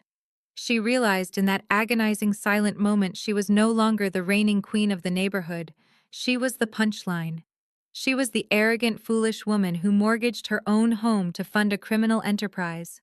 Her social death was instantaneous, absolute, and completely irreversible. The humiliation escalated as the raid moved aggressively into its next operational phase. More federal agents emerged from the house carrying heavy cardboard evidence boxes. The entire mansion was now an active, heavily monitored crime scene. The agents systematically dismantled the house from the inside out. They carried out William's desktop computer, Barbara's laptop, and massive stacks of financial documents seized directly from the home office. They marched right past Barbara, ignoring her completely as they loaded the boxes into the back of the black SUVs. Every single box carried out the front door was another heavy nail in the coffin of my parents' fake wealth. The country club guests whispered to each other, pointing at the evidence boxes and shaking their heads in mock pity. The neighborhood group chats were undoubtedly exploding with the scandalous news cementing my family's permanent disgrace. Barbara slowly sank onto the top step of the porch, wrapping her arms tightly around her knees. She stared blankly ahead, dead behind the eyes. The lavish caterers were still inside, the expensive floral arrangements still decorated the living room, and the imported champagne was still chilling in the kitchen. But the party was permanently over. The glamorous illusion they had starved and abandoned me to protect had been torn down to the bare studs, exposing the ugly, rotting foundation underneath. I sat comfortably in my car holding Leo's hand, feeling a profound, quiet satisfaction as the federal agents took absolute control of my family's ruined estate. I watched the flashing red and blue lights paint the suburban street for a few more seconds before reaching into my purse. I pulled out my cell phone and dialed a secure encrypted number. My lawyer, David, answered on the very first ring. "Are you watching the show?" David asked, his voice laced with immense professional satisfaction. "I have front row seats," I replied, keeping my eyes locked on the chaotic scene unfolding across the street. "They just put him in cuffs. Naya is on the ground. It is exactly as we anticipated." "Good," David said smoothly. "The Securities and Exchange Commission Task Force just confirmed they have successfully frozen all of Mike's known domestic and offshore accounts. But we need to move on the secondary phase immediately. Your parents are going to panic when they finally realize the $300,000 is gone forever. Have they received the official notice yet?" "Not yet," I said, a slow, cold smile spreading across my face. I wanted to let the federal raid breathe a little first. Send it now. Sending the courier immediately. He is stationed 1 block away. It should arrive right amidst the chaos. You are a truly terrifying woman, Natalie.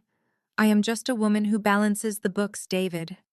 I hung up the phone and placed it in the center console. To fully comprehend the sheer masterpiece of karma about to strike my parents, you have to understand the ruthless mechanics of the real estate market and the absolute staggering stupidity of their financial decisions. When William and Barbara took out that $300,000 home equity line of credit to fund Mike's fake startup, they did not go through a traditional Tier 1 bank. Their credit was already stretched to its absolute breaking point from years of funding Naya's failed retail businesses and maintaining their incredibly lavish hollow lifestyle. Instead, they went through a subprime private lender.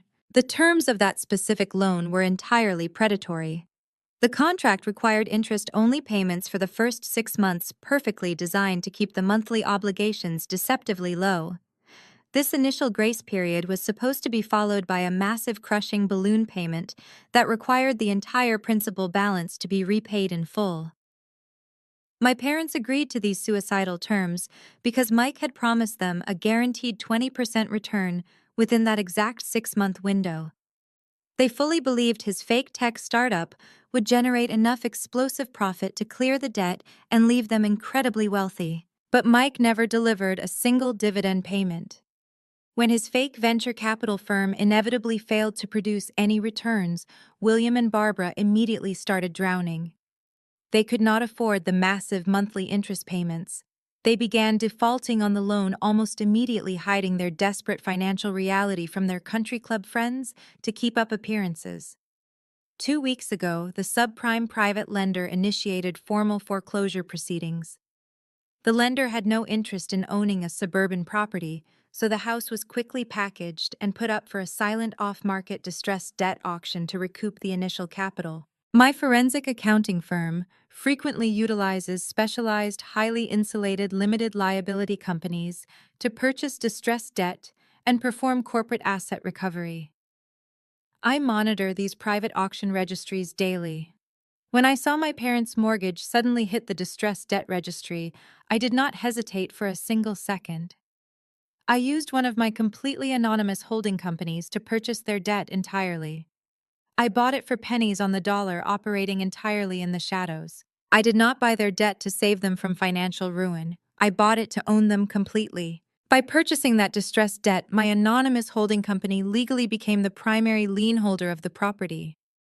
I now owned the paper on their meticulously decorated colonial mansion. Because my parents were in severe default and had actively violated several strict covenants of the subprime loan agreement, my holding company possessed the absolute legal right to demand immediate acceleration of the debt. Acceleration is a devastating legal maneuver.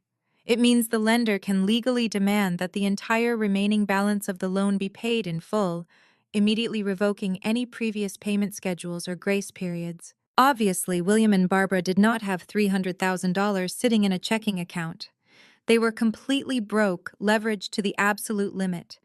Because they could not possibly satisfy the accelerated debt demand, my holding company held the unchallengeable legal authority to initiate an immediate eviction process and seize the collateral.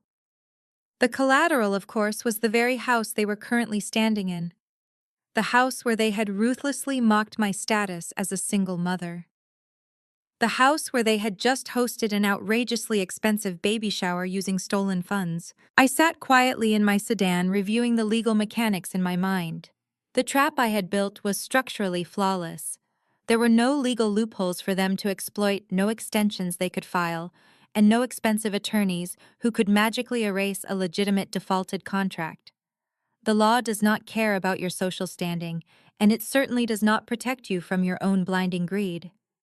I had utilized the exact same financial systems they worshipped to architect their total ruin. I watched the front of the house intently. The federal agents were continuing to haul heavy boxes of documents out the front door, loading them efficiently into the back of the black SUVs. Mike was secured in the back of a police cruiser, his venture capital illusion permanently destroyed. Naya was still weeping on the muddy grass, her designer maternity dress ruined. Barbara was sitting paralyzed on the top step of the porch, staring blankly at the destruction of her social empire. And William was standing in the doorway, frantically trying to communicate with an impassive federal agent. He was desperately trying to assert some semblance of authority in a situation where he had absolutely none. He had no idea that the federal raid was only the first half of his nightmare. The true devastating blow was currently driving down his street.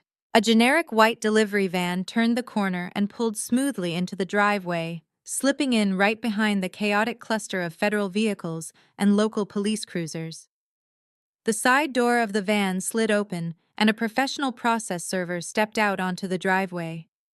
He was holding a thick, heavy legal envelope sealed with red tape. He did not look at the crying pregnant woman on the lawn. He did not look at the federal agents securing the perimeter.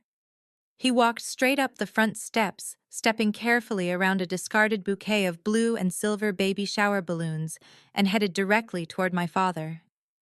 The legal checkmate was finally here, and I had the perfect view. I watched Mike, his bespoke suit ruined by the rough brick and muddy grass, being unceremoniously shoved into the back of a local police cruiser. The heavy metal door slammed shut with a definitive thud that seemed to echo down the entire street, sealing his fate. The federal agents, having secured their primary target, were now focused entirely on hauling heavy cardboard evidence boxes out of the house, loading them rapidly into the waiting black SUVs. Naya was still a crumpled, sobbing heap on the ruined lawn, her flawless makeup smeared across her tear-streaked face.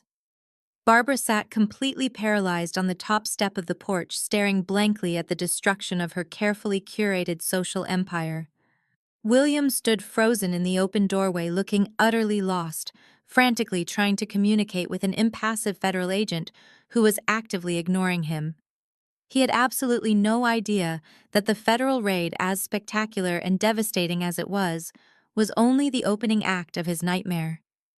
The true crippling blow was currently navigating its way down his street. A generic, unmarked white delivery van turned the corner, its engine humming quietly, as it rolled past the stunned, whispering neighbors holding their smartphones. The van pulled smoothly into the driveway, slipping in right behind the chaotic, flashing cluster of federal vehicles and local police cruisers. The side door of the van slid open with a sharp metallic clatter, and a professional process server stepped out onto the concrete. He was a tall, unassuming man carrying a thick, heavy legal envelope sealed with bright red tape. He did not glance at the crying pregnant woman thrashing on the mud-soaked lawn. He did not seem to notice the federal agents securing the perimeter or the evidence boxes being loaded into the SUVs. He moved with absolute focused efficiency. He walked straight up the brick steps, stepping carefully and deliberately around a discarded, deflated bouquet of blue and silver baby shower balloons, heading directly toward my father. "William Sterling," the process server asked, his voice clear and completely devoid of emotion, cutting through the ambient noise of police radios and Naya's hysterical sobbing. My father turned, his face pale and bewildered. "Yes, I'm William Sterling. What is this? We are dealing with a situation here. You need to leave." "You have been served, Mr. Sterling," the man stated flatly. He thrust the thick, red-taped envelope directly against William's chest, forcing my father to instinctively grab it to keep it from falling. Without another word, the process server turned on his heel, walked briskly back down the steps, climbed into his white van, and drove away, disappearing back into the suburban landscape as quickly as he had arrived. William stared down at the heavy envelope in his trembling hands. The crisp official legal seal mocked him. He looked confused, his mind already overloaded by the sheer volume of catastrophe unfolding around him. With shaking, hesitant fingers, he tore open the red tape and pulled out the thick stack of legal documents inside. I leaned slightly forward in my seat, rolling down my window just an inch to ensure I had a clear view. I wanted to see the exact moment the realization hit him. William's eyes scanned the bold, capitalized header of the first page. It was the formal notice of acceleration and demand for immediate payment. I watched his brow furrow as he read the aggressive, uncompromising legal language. He was reading the precise terms of his own financial execution. The document clearly stated that due to multiple severe covenant violations and persistent default on the subprime home equity line of credit, the entire remaining principal balance of $300,000, plus all accrued penalties and interest, was due immediately. Failure to remit payment in full within 24 hours would result in immediate eviction proceedings and the seizure of the collateral property. He flipped frantically to the second page, his breathing becoming shallow and erratic as the sheer terror of the demand set in. He flipped to the third page, seeking an explanation, looking for a way out, searching for the name of the faceless, ruthless corporate entity that had purchased his debt and was now coming to take his home. He reached the final signature page. I knew exactly what was printed there. At the bottom of the document, beneath the formal declaration of intent to seize the property, was the signature block for the primary lien holder. It clearly stated the name of the managing director of the anonymous limited liability holding company that now owned him completely. William read the name. He stopped breathing. He froze entirely, his body turning rigid as a statue. He lowered the heavy stack of papers, his hands dropping limply to his sides. He looked up from the document, his eyes wide, frantic, and filled with a profound, suffocating horror. He slowly turned his head. He looked past the federal agents carrying out his computers. He looked past the police cruiser holding his fraudulent, bigamist son-in-law. He looked past the wealthy country club guests who were currently gossiping and recording his ruin on their iPhones. He looked directly across the street. His eyes locked onto my unassuming sedan, parked quietly in the deep shade of the large elm tree. He saw me sitting comfortably in the driver's seat, bathed in the cool air conditioning, wearing my immaculate charcoal gray designer dress. I did not look away. I did not break eye contact. I sat perfectly still, holding the gaze of the man who had called me a disgrace, who had demanded I sacrifice my son's future, who had thrown me out onto the street when I was 24, and terrified. I held his gaze with the cold, absolute certainty of a predator who had just closed the trap. I slowly raised my hand and gave him a deliberate freezing wave. The absolute crushing realization of what I had done, of who truly held his entire existence in the palm of her hand, crashed over him like a tidal wave of concrete. William dropped the legal papers. The thick stack of documents scattered across the pristine porch, fluttering in the breeze. He staggered backward, his legs giving out as he hit the heavy oak doorframe just to keep himself upright. He looked like a man who had just realized he was standing directly on a live landmine, and he was staring right at the person holding the detonator. I did not linger to watch the explosion. I rolled up my tinted window, put my sedan into drive, and pulled smoothly away from the curb. I drove out of the pristine subdivision, leaving the ashes of their counterfeit lives smoldering in my rearview mirror. I felt absolutely zero guilt. There was no heavy conscience, no lingering daughterly regret to weigh me down. Just the clean, unburdened lightness of a perfectly balanced ledger and a closed chapter. It was the absolute end of my subjugation. The legal aftermath was swift, brutal, and entirely public. Mike's empire of lies collapsed under the crushing weight of federal indictments. The Securities and Exchange Commission and the FBI had assembled an airtight case against him for wire fraud, mail fraud, and money laundering. Facing an insurmountable mountain of forensic evidence, Mike took a plea deal to avoid a lengthy and humiliating trial. He was stripped of his bespoke suits and his arrogant smile, forced to trade his luxury lifestyle for a standard-issue federal prison uniform. He was sentenced to 15 years in federal prison. Naya's reality disintegrated just as thoroughly. The revelation of Mike's bigamy was the final nail in the coffin of her manufactured suburban royalty. Their marriage was legally annulled. She was not a wealthy divorcee, she was simply another victim of a federal con artist. Because the credit cards used to fund her lavish lifestyle for the past 2 years were opened strictly in her name, she was held entirely responsible for the $90,000 in consumer debt. Without Mike's fake income to float her, and without my parents able to bail her out, Naya was forced to declare Chapter 7 bankruptcy. She had built her entire identity on being superior to me, on having the perfect, wealthy husband. Now the golden child was staring down a future of extreme poverty and public humiliation. The golden child who had stood in that living room and mocked me for being a single mother was now facing single motherhood herself, completely destitute, with her social reputation in tatters.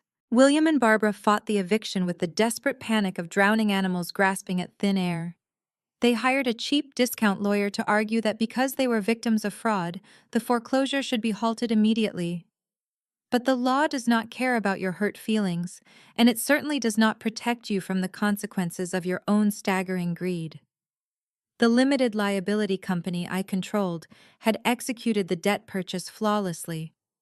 The legal system was absolute. My holding company held the rightful, indisputable claim to the property.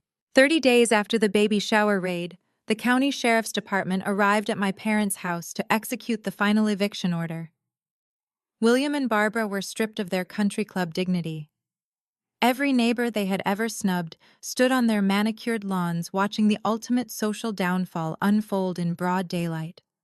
The sheer embarrassment was a punishment far worse than any prison sentence for people who worshipped appearances above all else.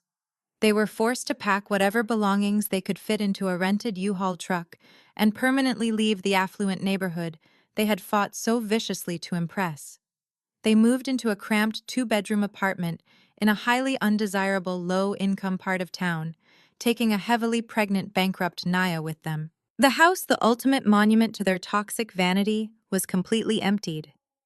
I sent in a team of contractors to clean stage and put the property back on the market through my firm. I sold the mansion 3 months later for a massive profit. I immediately deposited the entirety of those gains directly into Leo's 529 college savings account. The very money they had tried to extort from him ended up multiplying and returning to him through their own financial ruin. 1 year later, the chaos of that day felt like a distant, irrelevant lifetime. I was sitting at the massive mahogany desk in my corner office in Manhattan. The iconic New York City skyline stretched out before me, a brilliant tapestry of glass and steel reflecting the afternoon sun. My career continued its aggressive upward trajectory, my agency thriving beyond my wildest projections. The peace I felt was absolute, built on a foundation of unshakable financial and emotional independence. The heavy glass door of my office swung open and Leo ran in. He was wearing his crisp private school uniform, his face glowing with sheer excitement. He was holding up a test paper, pointing eagerly to a bright red A circled at the top of the page. "Look, Mom," he beamed, slamming the paper onto my desk. I aced the math test. The teacher said my formulas were perfect. I pulled him into a tight hug, breathing in the fresh scent of his shampoo. "Of course they were perfect," I told him, planting a kiss on his forehead. "You have my brain. You know exactly how to make the numbers work." "Does this mean we can get ice cream tonight?" he asked, his eyes wide with anticipation. "It absolutely does," I replied with a genuine smile. "Extra cheese on the pizza first, then the biggest ice cream sundae we can find." I watched him run over to the leather sofa, pulling a comic book out of his backpack and settling in comfortably. He was safe. He was secure. He would never know the conditional love, the agonizing comparison, or the financial manipulation that had defined my entire youth. He would grow up knowing exactly what he was worth, and knowing that his mother would burn down the whole world to protect him. Looking at him, I realized a profound truth. The best revenge is not engaging in screaming matches or staging dramatic, tearful confrontations. Breaking the cycle of abuse does not require shouting to make them hear you. It requires becoming completely untouchable. I had taken the very tools they used to oppress me and forged them into my ultimate liberation. The best revenge is letting the truth expose the guilty, letting the law handle the consequences, and living an incredibly successful, unapologetically brilliant life. They thought I was a failure because I didn't play their game. They didn't realize I owned the board. The most profound lesson from Nora's journey is that biological ties do not excuse toxic behavior, nor do they obligate us to endure financial or emotional abuse. Throughout her life, Nora was treated as the family scapegoat discarded by her image-obsessed parents when she became a single mother, while they endlessly subsidized her sister Naya's manufactured perfection. When Nora discovered that her parents had mortgaged their home to fund her brother-in-law Mike's fraudulent affinity scheme, a scheme that also funded his secret second family in Atlanta, she faced a pivotal choice. Instead of crumbling under their public humiliation at Naya's baby shower, Nora chose absolute untouchable independence. She realized that trying to scream or argue with people committed to misunderstanding her would only drain her power. The true triumph in her story was not just the spectacular federal raid that dismantled Mike's criminal empire or legally evicting her parents after purchasing their distressed debt. The ultimate victory was her internal transformation. She taught her 9-year-old son Leo that when people try to hurt you, you do not fight them with volatile emotions. You fight them with undeniable facts, logic, and unbreakable boundaries. She transformed her profound rejection into an impenetrable fortress of success, proving that the best revenge is living a brilliant, self-reliant life where your detractors no longer have any power over your reality. We are not defined by the limitations, the shallow status-seeking, or the cruelty of the families we are born into. True family is built on mutual respect and genuine care, And sometimes creating a healthy life requires the immense courage to walk away from the very people who refuse to value you. Take a moment today to evaluate the boundaries in your own relationships and dare to prioritize your peace over toxic obligations.